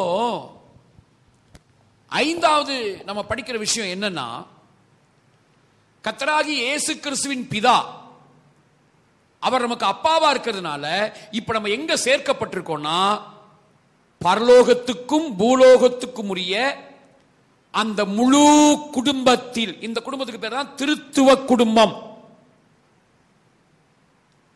அப்ப நீங்களும் நானும் இப்ப எங்க சேர்க்கப்பட்டிருக்கோம்னா, திருத்துவ குடும்பத்தில் சேர்க்கப்பட்டிருக்கிறோம். கர்த்தராகி இயேசு கிறிஸ்துவின் பிதாவை பார்த்து நீங்க அப்பான்னு கூப்பிடும் போது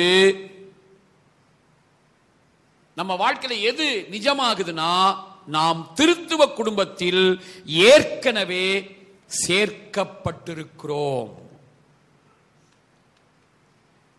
We are already included. உலகத்தோட்டத்துக்கு முன்னாடியே நம்மளை சேர்த்துட்டாரு. அப்புறம் மனுஷன் பாவம் செஞ்சு இவர் அவனை தள்ளல, அவன் தான் அவரை விட்டு பிரிஞ்சான்.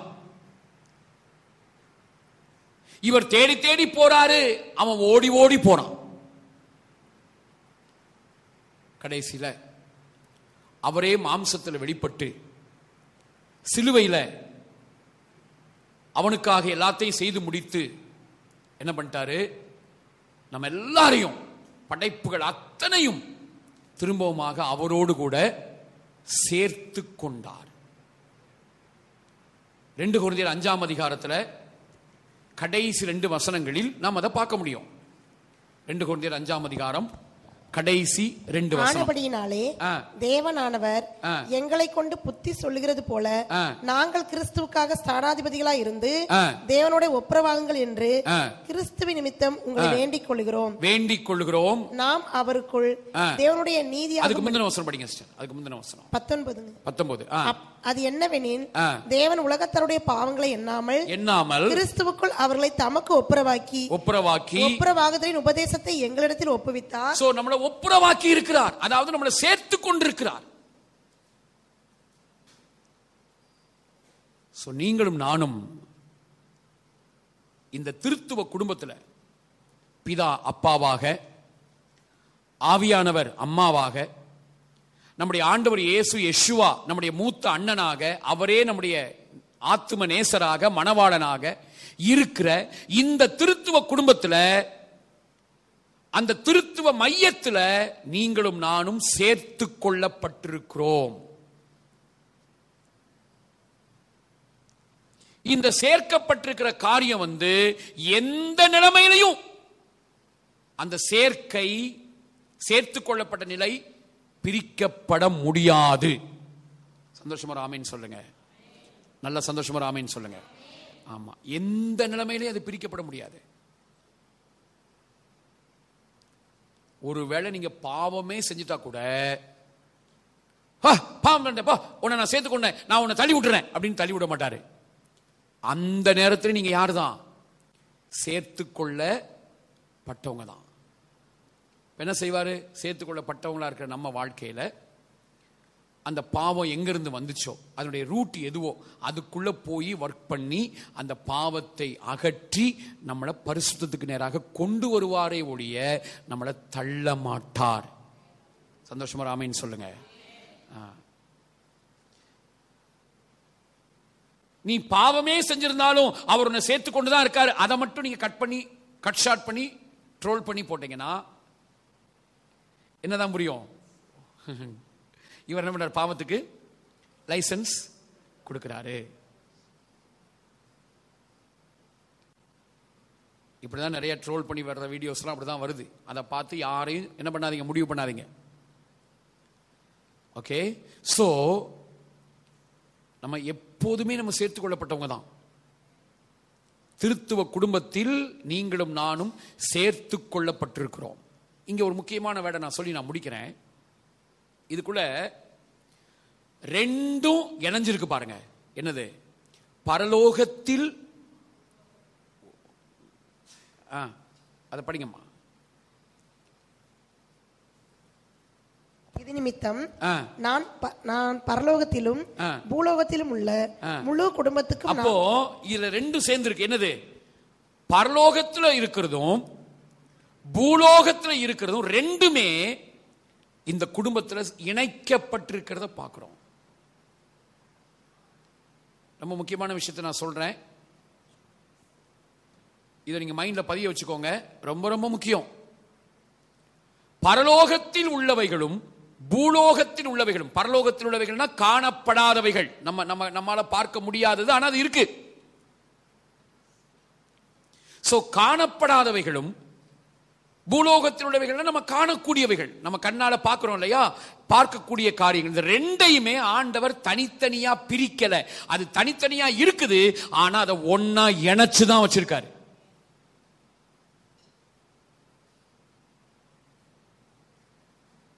சயின்டிபிக்காவே நீங்க பாருங்களேன்.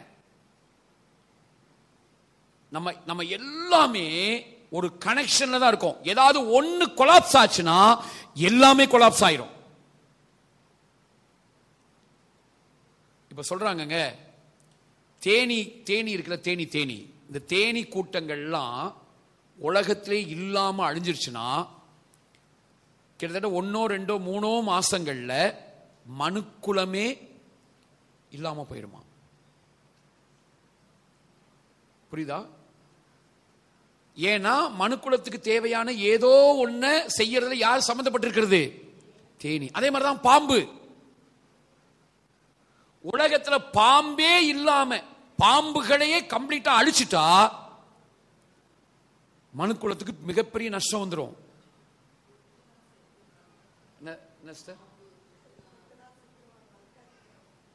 பாம்பு அந்த பாம்பு கொத்துற மாதிரி வச்சது நம்ம தானே. அது நம்மளோட நல்லா தான் பழகிட்டு இருந்துச்சு. பாம்பு ஏன் கொத்துது தெரியுமா? பாம்பு கொத்துறதானாலும் சரி, யானை மிதிக்கிறதா இருந்தாலும் சரி, இதெல்லாம் என்ன தெரியுமா? அது என்ன சொல்லு, அதனுடைய ஏக்கம் என்ன தெரியுமா?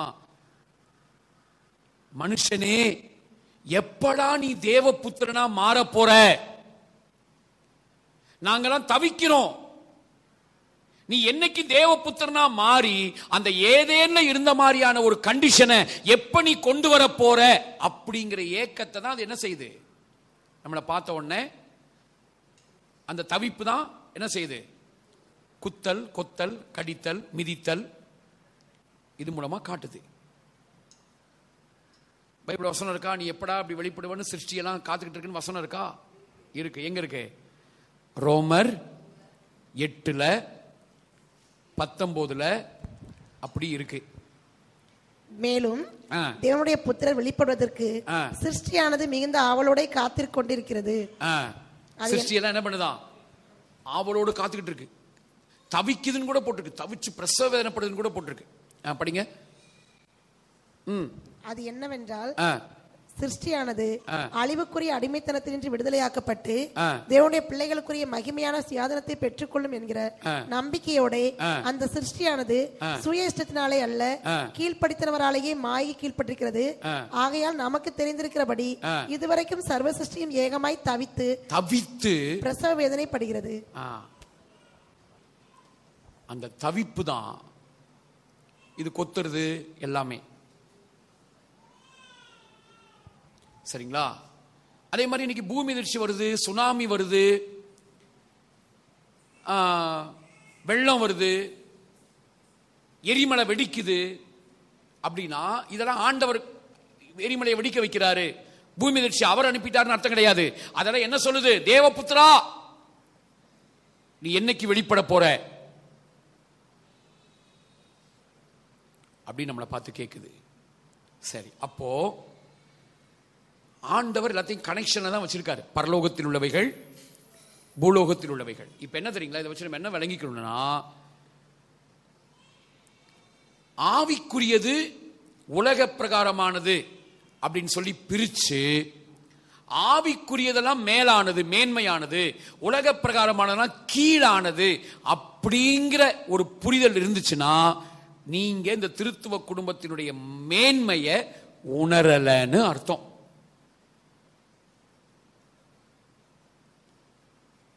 இந்த திருத்துவ குடும்பத்தில் நம்ம சேர்க்கப்பட்டிருக்கோம். பூலோகத்தில் உள்ளவைகள் பரலோகத்தில் உள்ளவைகள் எல்லாத்தையும் ஆண்டவர் சேர்த்து வச்சிருக்காரு அப்படிங்கிறது தெரியாதனாலதான் இப்படி தனித்தனியா பிரிச்சு வச்சிருக்கோம். என்னது? பூமிக்குரியது, ஆவிக்குரியது. இப்படி நம்ம நின்று ஹா ஹா ஹா ஹா ஹல்லேலூயா ஹா ஹா ஹா ஹா இப்படி நம்ம பாடுறது நமக்கு என்னது? இது ஆவிக்குரியது. மல்லிகாசு அரிசி போடுறதும், லிசிஸ்டும் பெர்னான்பரும் அங்க நின்று பொருள் எடுத்து கொடுக்கறதும் இதெல்லாம் என்னது? பூமிக்குரியது. அவங்க என்னதான் உலக வேலை செஞ்சாலும் அவங்க என்ன யோசிப்பாங்கன்னா, நம்ம இந்த 6 நாள் என்ன பண்றோம்? உலக பிரகாரமா ஓடுறோம்.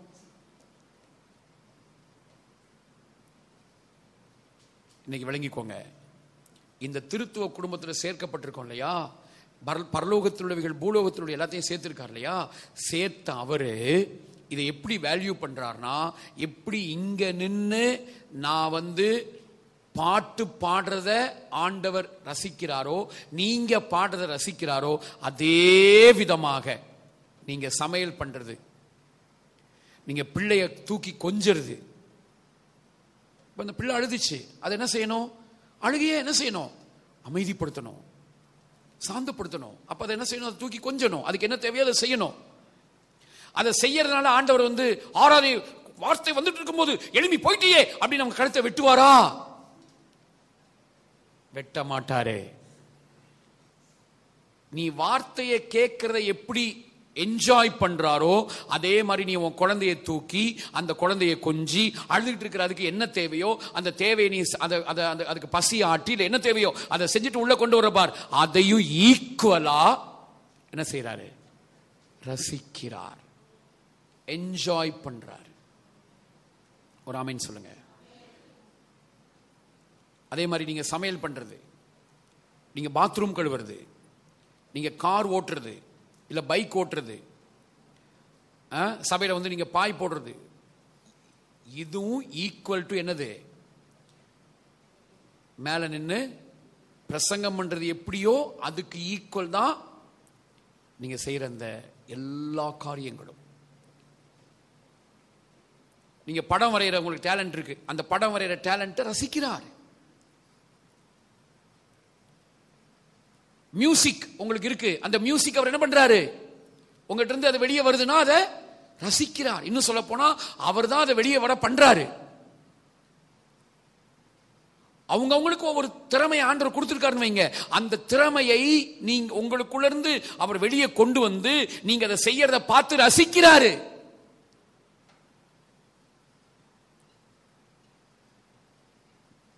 புரியுதா? நான் முழங்கால் போட்டு ஜெபம் மட்டும்தான் பண்ணுவேன், நான் சமையல்லாம் பண்ண மாட்டேன், சமையலாம் நான் உதவி செய்ய மாட்டேன், ஏன் அது கிடையாது அப்படின்னா நீ நினைச்சேனா உனக்கு எது புரியல? திருத்துவ குடும்பத்தினுடைய சேர்த்து கொள்ளப்படுறது உனக்கு என்ன செய்யல, புரியலன்னு அர்த்தம்.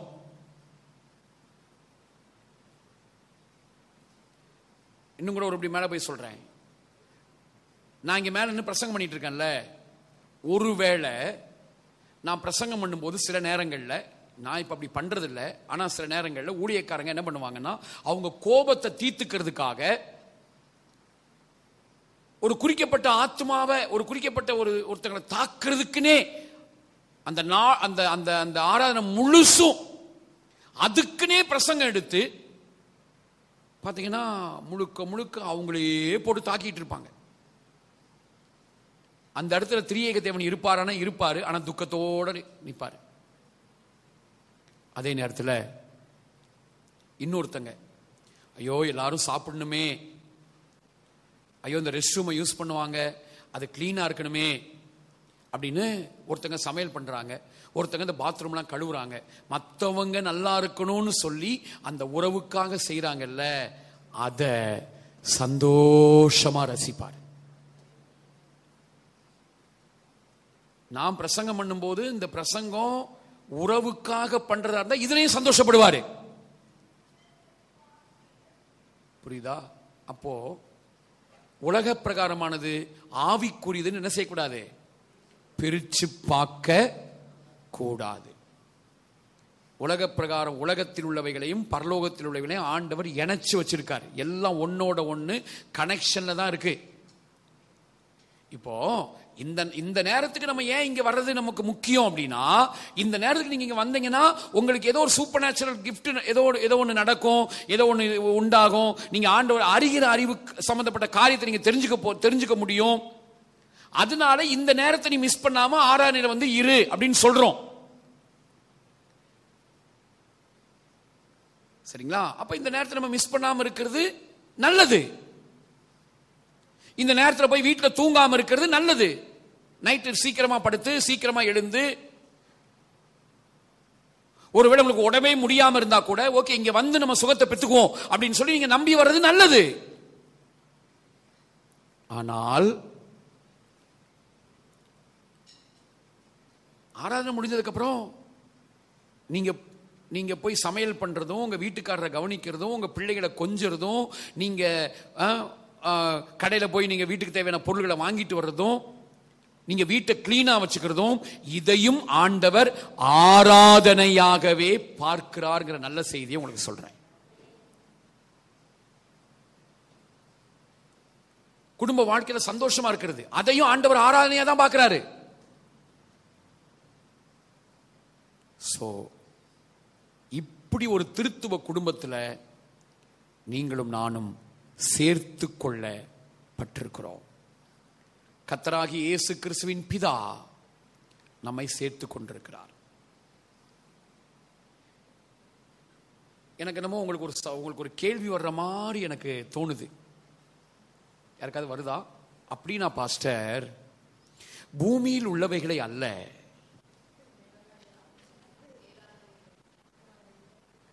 கொலேசியர் 3:2 அப்படி போட்டிருக்கே பாஸ்டர். நீங்க சொல்றீங்க ஆவிக்குரியது உலக பிரகாரமானதுன்னு பிரிக்க கூடாதுன்னு. ஆனா அங்க அப்படி போட்டிருக்கே, என்ன போட்டிருக்கே? பூமியில் உள்ளவைகளை அல்ல, பூமியில் உள்ளவைகளை அல்ல, மேலானவைகளையே நாடுங்கள் அப்படி போட்டிருக்குல்ல. அதுல பூமியில் உள்ளவைகள்னு எதெல்லாம் சொல்றாரு தெரியுமா? 5ஆம் வசனம். ஆகையால் விபச்சாரம், அசுத்தம், மோகம், துரியச்சை, விக்கிரக ஆராதனையான பொருளாசை ஆகிய இவைகளை பூமியில் உண்டு பண்ணுகிற உங்கள் அவயங்களை அழித்து போடுங்கள். எது பூமியில் உள்ளவைகள்? நாடக்கூடாத பூமியில் உள்ளவைகளை அல்லன்னு போட்டிருக்குல்ல. அப்ப நாடக்கூடாத பூமியில் உள்ளவைகள் எதெல்லாம் இங்க சொல்லப்பட்ட எல்லாம் சிஸ்டர்? விபச்சாரம், அசுத்தம், மோகம், துரியச்சை, விக்கிரக ஆராதனையான பொருளாசை ஆகிய இதெல்லாம். ஆனா அங்க நாட வேண்டிய மேலானவைகள் நீங்க பாத்தீங்கன்னா என்னெல்லாம் இருக்கும் தெரியுமா? பழைய மனுஷனை தரிச்சுக்கோங்க, பழைய மனுஷனை தூக்கி போடுங்க, புதிய மனுஷனை தரிச்சுக்கோங்க, பொய் சொல்லாதீங்க, நன்றி அறிதல் உள்ளவங்களா இருங்க, ஆண்டவரை நல்லா பாடுங்க, அப்படியெல்லாம் சொல்லிட்டு அப்படியே வரும்போது மனைவிகளே உங்கள் புருஷனுக்கு என்ன செய்யுங்க? கீழே இருக்கும் அதெல்லாம். கீழ்ப்படிஞ்சிருங்க. அதே மாதிரி பிள்ளைகளே இப்படி இருங்க, எஜமான்களே இப்படி இருங்க, வேலைக்காரர்களே இப்படி இருங்க. அப்ப மேலான விட தேடுங்கன்னு சொல்லிட்டு வெறும் பரலோகத்தில் இருக்கிற காரியத்தையா பேசுறாரு? முத்து வீதிக்கு போ, தங்க வீதிக்கு போ, தங்க வீதிய நாடு, அதையா பேசுறாரு? கணவன் மனைவி உறவை பத்தி பேசுறாரு, பிள்ளைங்க பெற்றோர் உறவை பத்தி பேசுறாரு, வேலைக்காரன் எஜமான் எப்படி இருக்கணும்னு பேசுறாரு. நன்றி, ஒருத்தங்க செஞ்சதுக்கு நன்றி யாரு?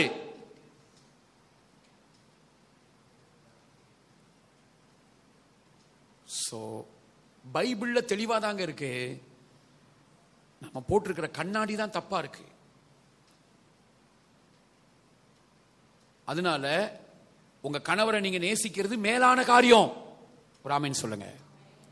உங்க மனைவியை நேசிக்கிறது என்னது? மேலான காரியம். சரியா? நீங்க மேலான காரியம் உங்க மனைவியை நேசிச்ச உடனே உங்க மனைவி எல்லாம் புரிஞ்சுட்டு, என்னங்க இப்படி என்ன நேசிக்கிறீங்களேங்க அப்படின்னா ஒன்றும் சந்தோஷப்படாது. ஆமா, நீ நடிக்கிற எனக்கு தெரியாதா? அப்படிதான் பேசும், அப்படிதான் ஆரம்பிக்கும். ஏன்னா அவ்வளவு காலம் அப்படி பழகிட்டு வந்திருக்குல்ல, அதனால அப்படிதான் ஆரம்பிக்கும். ஆனாலும் நீங்க நேசிக்கணும். அது மேலான காரியமா இருக்கிறதுனால தொடர்ச்சியா செய்யணும்.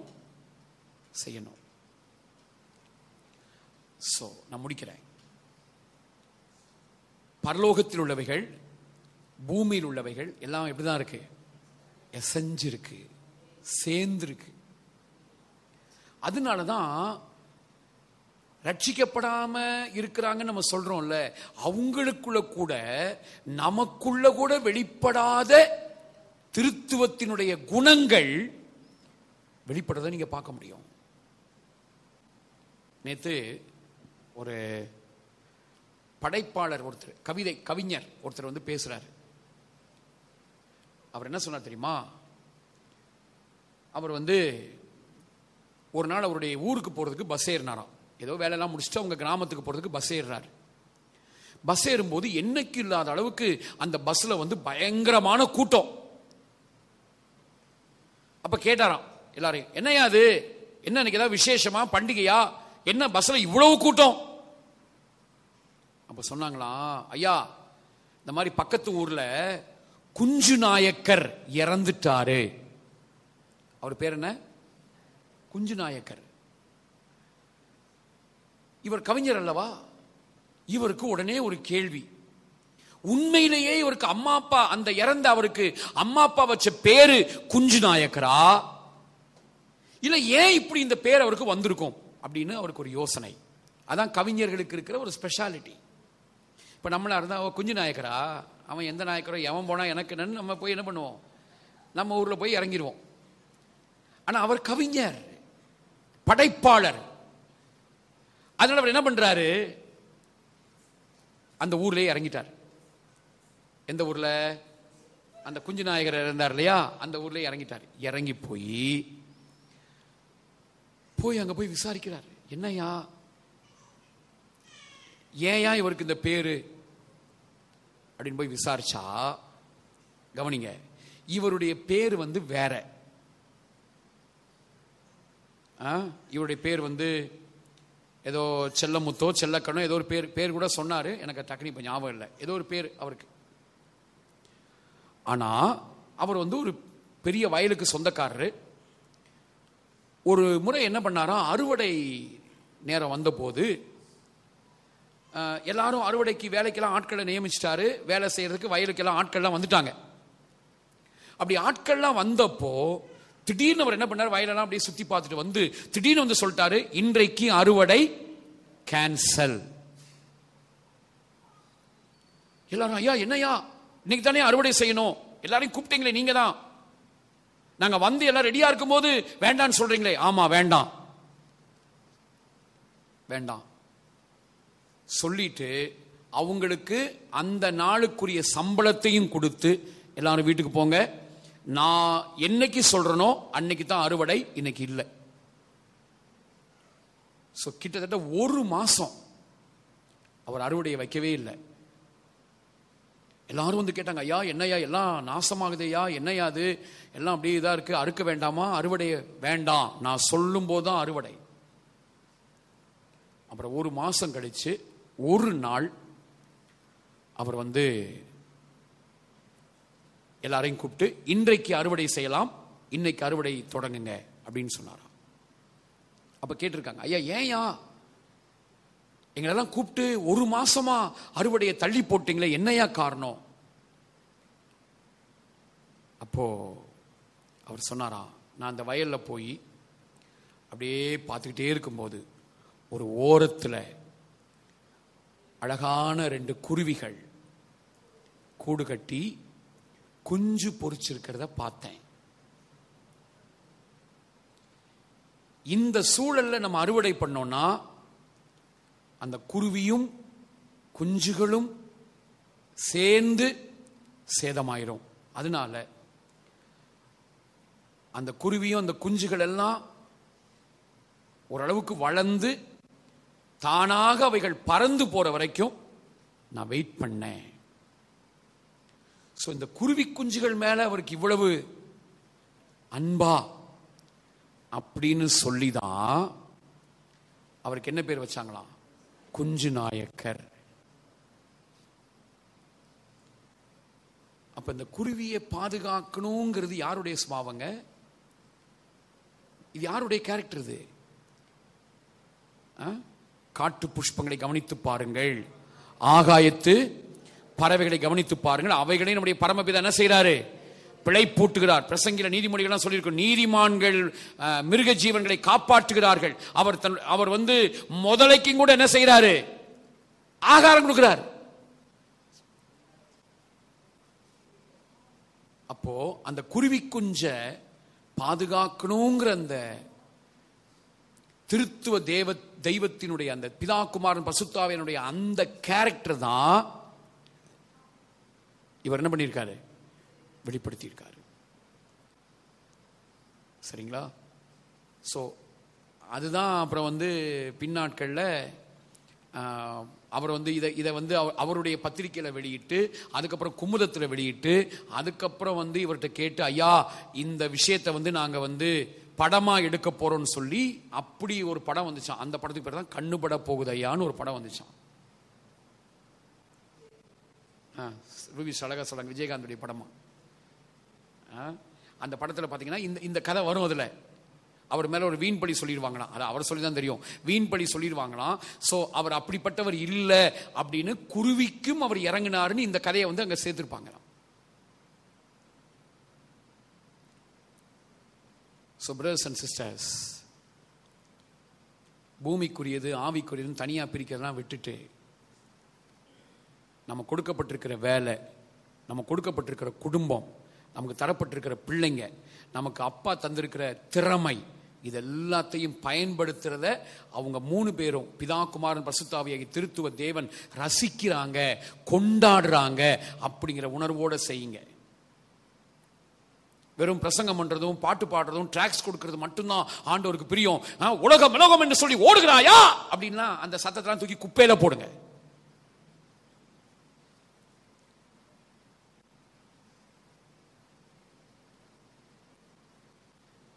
சோ மிஷனரி, வட இந்தியாவுக்கு மிஷனரி வேணும்னு மிஷனரி அனுப்புறீங்க. நான் என்ன கேட்கிறேன், வட இந்தியாவுக்கு மிஷனரி போறாங்க, மிஷனரி அனுப்புறோம். இதே வட இந்தியாவுக்கு ஒருத்தங்க நாங்க பிசினஸ் பண்ண போறோம் அப்படின்னு சொன்னா சபையில அந்த மிஷனரிக்கு நம்ம வெயிட் கொடுத்து ஜெபம் பண்ற மாதிரி ஜெபம் பண்றோமா? இல்ல. ஏன் பண்ண மாட்டோம்? மிஷனரி போறது என்னது? ஆவிக்குரியது. இவர் போறது சரி. அப்ப ஏன்யா அந்த ஊழியத்தை தாங்கிறதுக்கு 40 வியாபாரிகள் ஏன் ஜெபிக்கிற?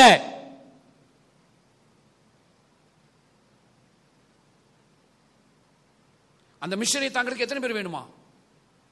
ஒரு 40-50 பிசினஸ் மேன் வேணும், அவங்க தாங்கணும். ஏன் அதுக்கு மட்டும் ஏன் உலக பிரகாரமானதை நாடுற? இந்த கேள்விக்கெல்லாம் பதிலே சொல்ல மாட்டாங்க, பதிலே கிடையாது. சோ ஒரு மிஷனரியை எப்படி சந்தோஷமா அனுப்பி ஜெபம் பண்ணி அதை மேன்மையா நினைச்சு அனுப்புறோமோ, அதே மாதிரி ஒருத்தங்க பிசினஸ் பண்றதுக்கு நாங்க வட இந்தியாவுக்கு போறோங்க, பீகார் போறோம் அப்படின்னு சொல்றாங்கன்னா அவங்களே என்ன செய்யணும்? அதே விதமா அதே லெவலுக்கு அவங்களுக்கு என்ன பண்ணணும்? வெயிட் பண்ணி ஜெபம் பண்ணி அனுப்பணும். ஸோ மோகன் சையாவை நான் ரொம்ப அப்ரிஷியேட் பண்றேன். என்னன்னா வெறும் இந்த சுவிசேஷ கூட்டங்கள் மட்டும் நடத்தாம என்ன பண்றாங்க? வியாபாரிகளுக்கு, தொழில் செய்கிறவங்களுக்கு அவங்களுக்கும் கூட்டங்களை நடத்துவது சூப்பர் மேட்டர்.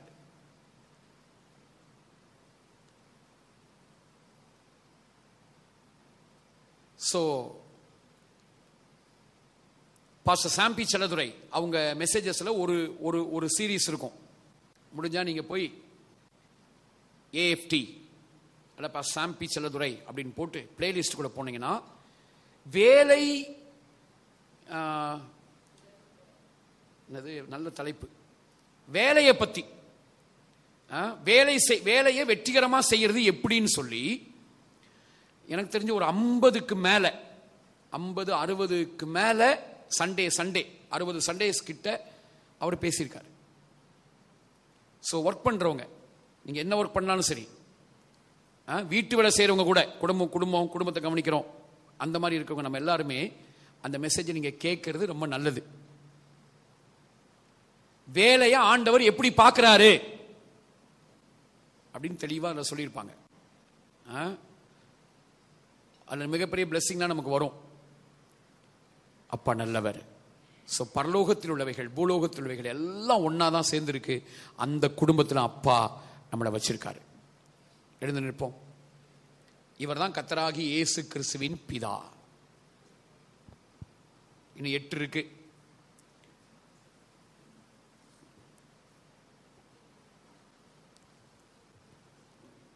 அப்பா நல்லவர். சோ உலக பிரகாரமான வேலையை செஞ்சுக்கிட்டே நீங்க ஊழியம் செய்யலாமா? தாராளமா செய்யலாம். சரிங்களா? தாராளமா நீங்க உங்களுக்கு ஆண்டவர் எந்த ஊழியத்தை செய்யறதுக்கு ஆர்வத்தை உண்டாக்குறாரோ அந்த ஊழியத்தை தைரியமா செய்யலாம். அதாவது முழு நேர ஊழியம் செய்யணுமா? செய்யலாமா? செய்யலாம். எப்ப செய்யலாம்?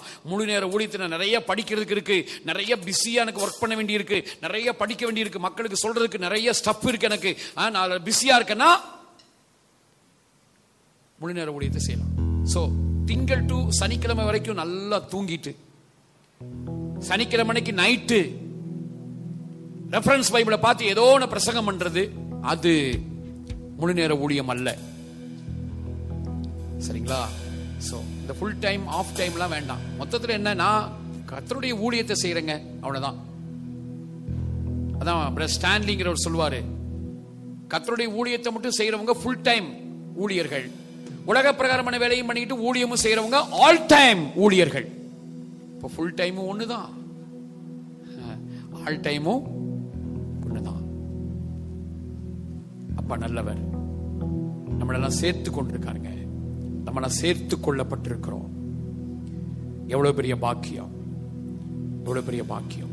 பெற்ற தாயும் என் தந்தையும் ஆனவர் மற்றும் எல்லாம் எனக்கு நீரே. பெற்ற தாயும் என் தந்தையும் ஆனவரே மற்றும் எல்லாம் எனக்கு நீரே. வானம் பூமியும் யாவுமே மாறிடினும் நீரோ வாக்கு மாறாதவரே. வானம் பூமியும் யாவுமே மாறிடினும் நீரோ வாக்கு மாறாதவரே. ஆனந்தமானந்தமே அல்லும் பகலிலும் ஷப்ரகரபனகரா. ஆனந்தமானந்தமே ஷபரகரா அல்லும் பகலிலும் பாடிடுவேன். இயேசுவா இந்த நாருயிரே, இயேசுவா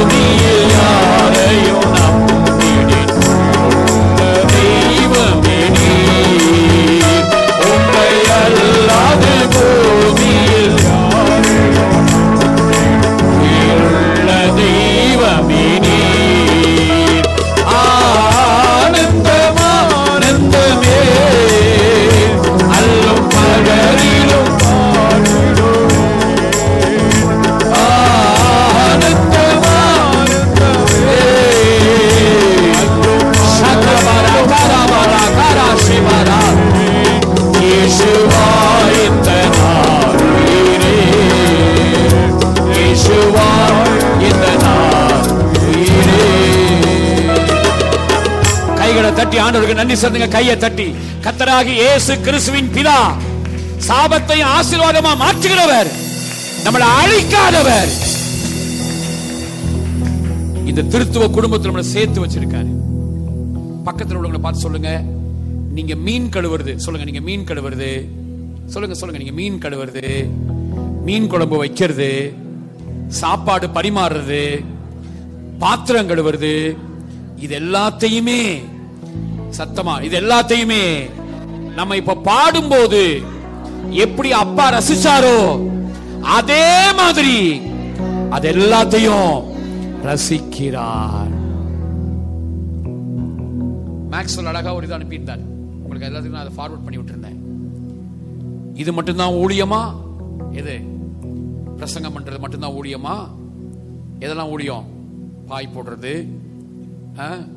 பிஏ சிஸ்டம் பார்க்கறது, ஜன்னல்ஸ் எல்லாம் துடைக்கிறது, இதுவும் ஊழியம்தான்.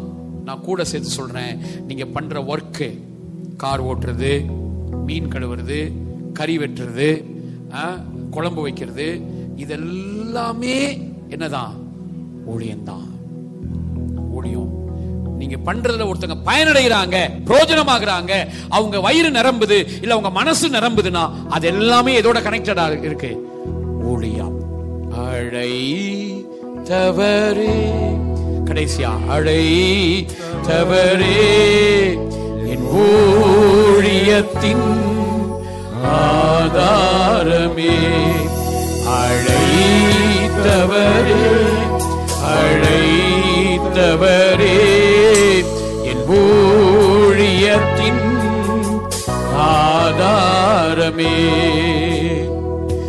எத்தனை நிந்தைகள், எத்தனை நிந்தைகள் என்னை சூழ நின்றாலும் உம்மை பார்க்கிறேன். எத்தனை தேவைகள், எத்தனை நிந்தைகள் என்னை சூழ நின்றாலும் உம்மை பார்க்கிறேன். உத்தம ஊழியன் என்று நீ சொல்லிடும் ஒரு வார்த்தை கேட்டிட உண்மையாய் ஓடுகிறேன்.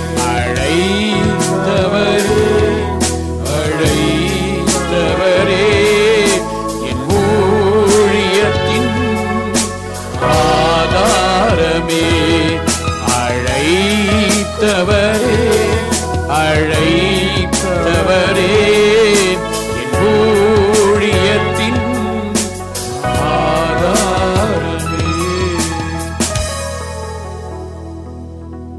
நீங்க டீச் பண்றது என்னென்ன வேலை இருக்கோ அதெல்லாம் திருத்துவ குடும்பத்துல இணைக்கப்பட்டிருக்கு.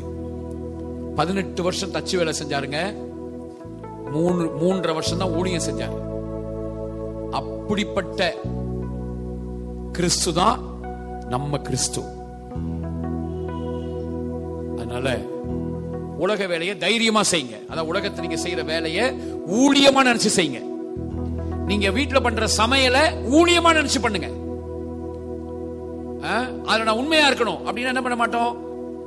சாம்பார்ல ரசத்தை என்ன செய்ய மாட்டோம்? கலக்க மாட்டோம் இல்லையா?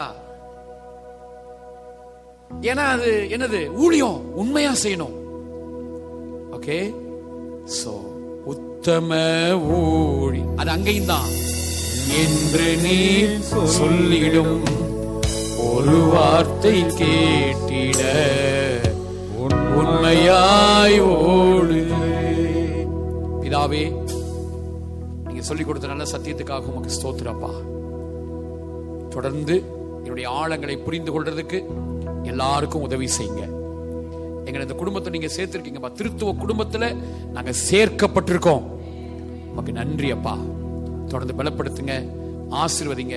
எல்லாருடைய வாழ்க்கையிலும் ஜீவனையும் ஷாலோமையும் சமாதானத்தையும் பரிபூர்ணத்தையும் பேசுகிறோம். ஆசீர்வதிங்கப்பா, ஆசீர்வதிங்க. எங்கள் ஆண்டவர் இயேசுவா நாமத்தில் ஜெபிக்கிறோம் எங்கள் நல்ல பிதாவே, ஆமென். ஷ்மா இஸ்ராயேல் ஹடோ எலோஹைனோ Adonai,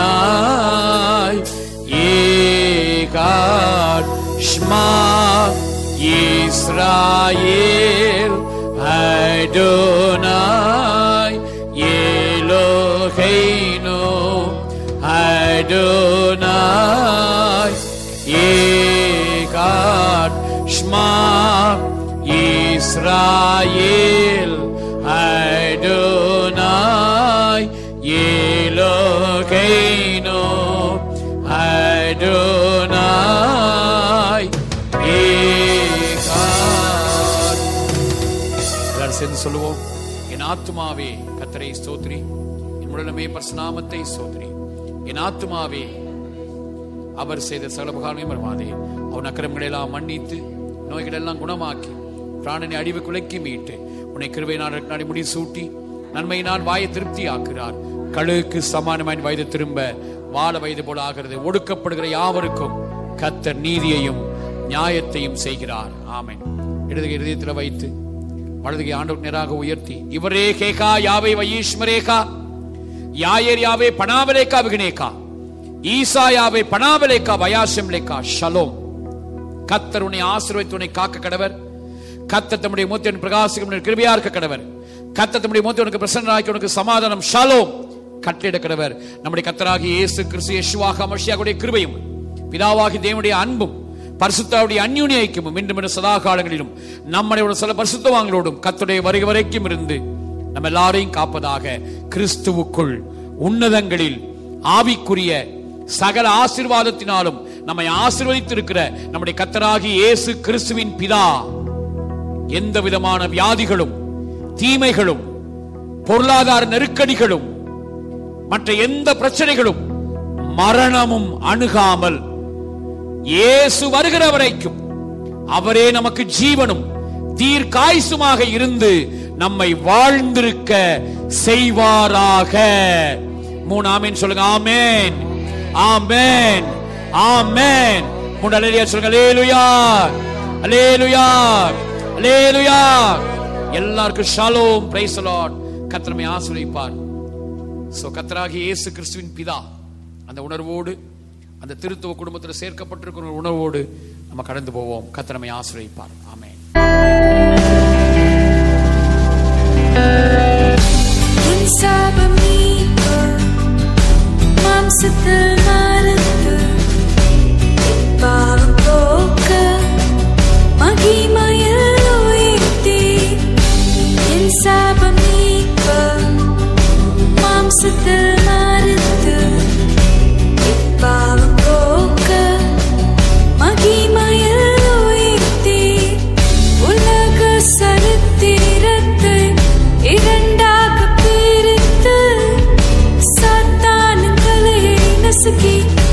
பாதாளம் தள்ளினே நீரே சிவனுள்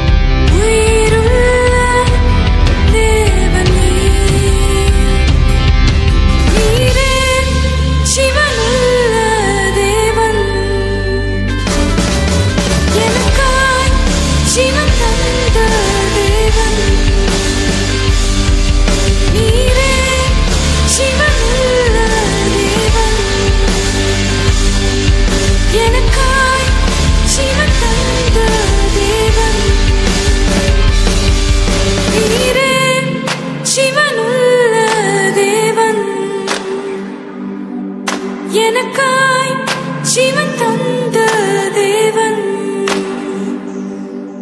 நீரே ஜீவனுள்ள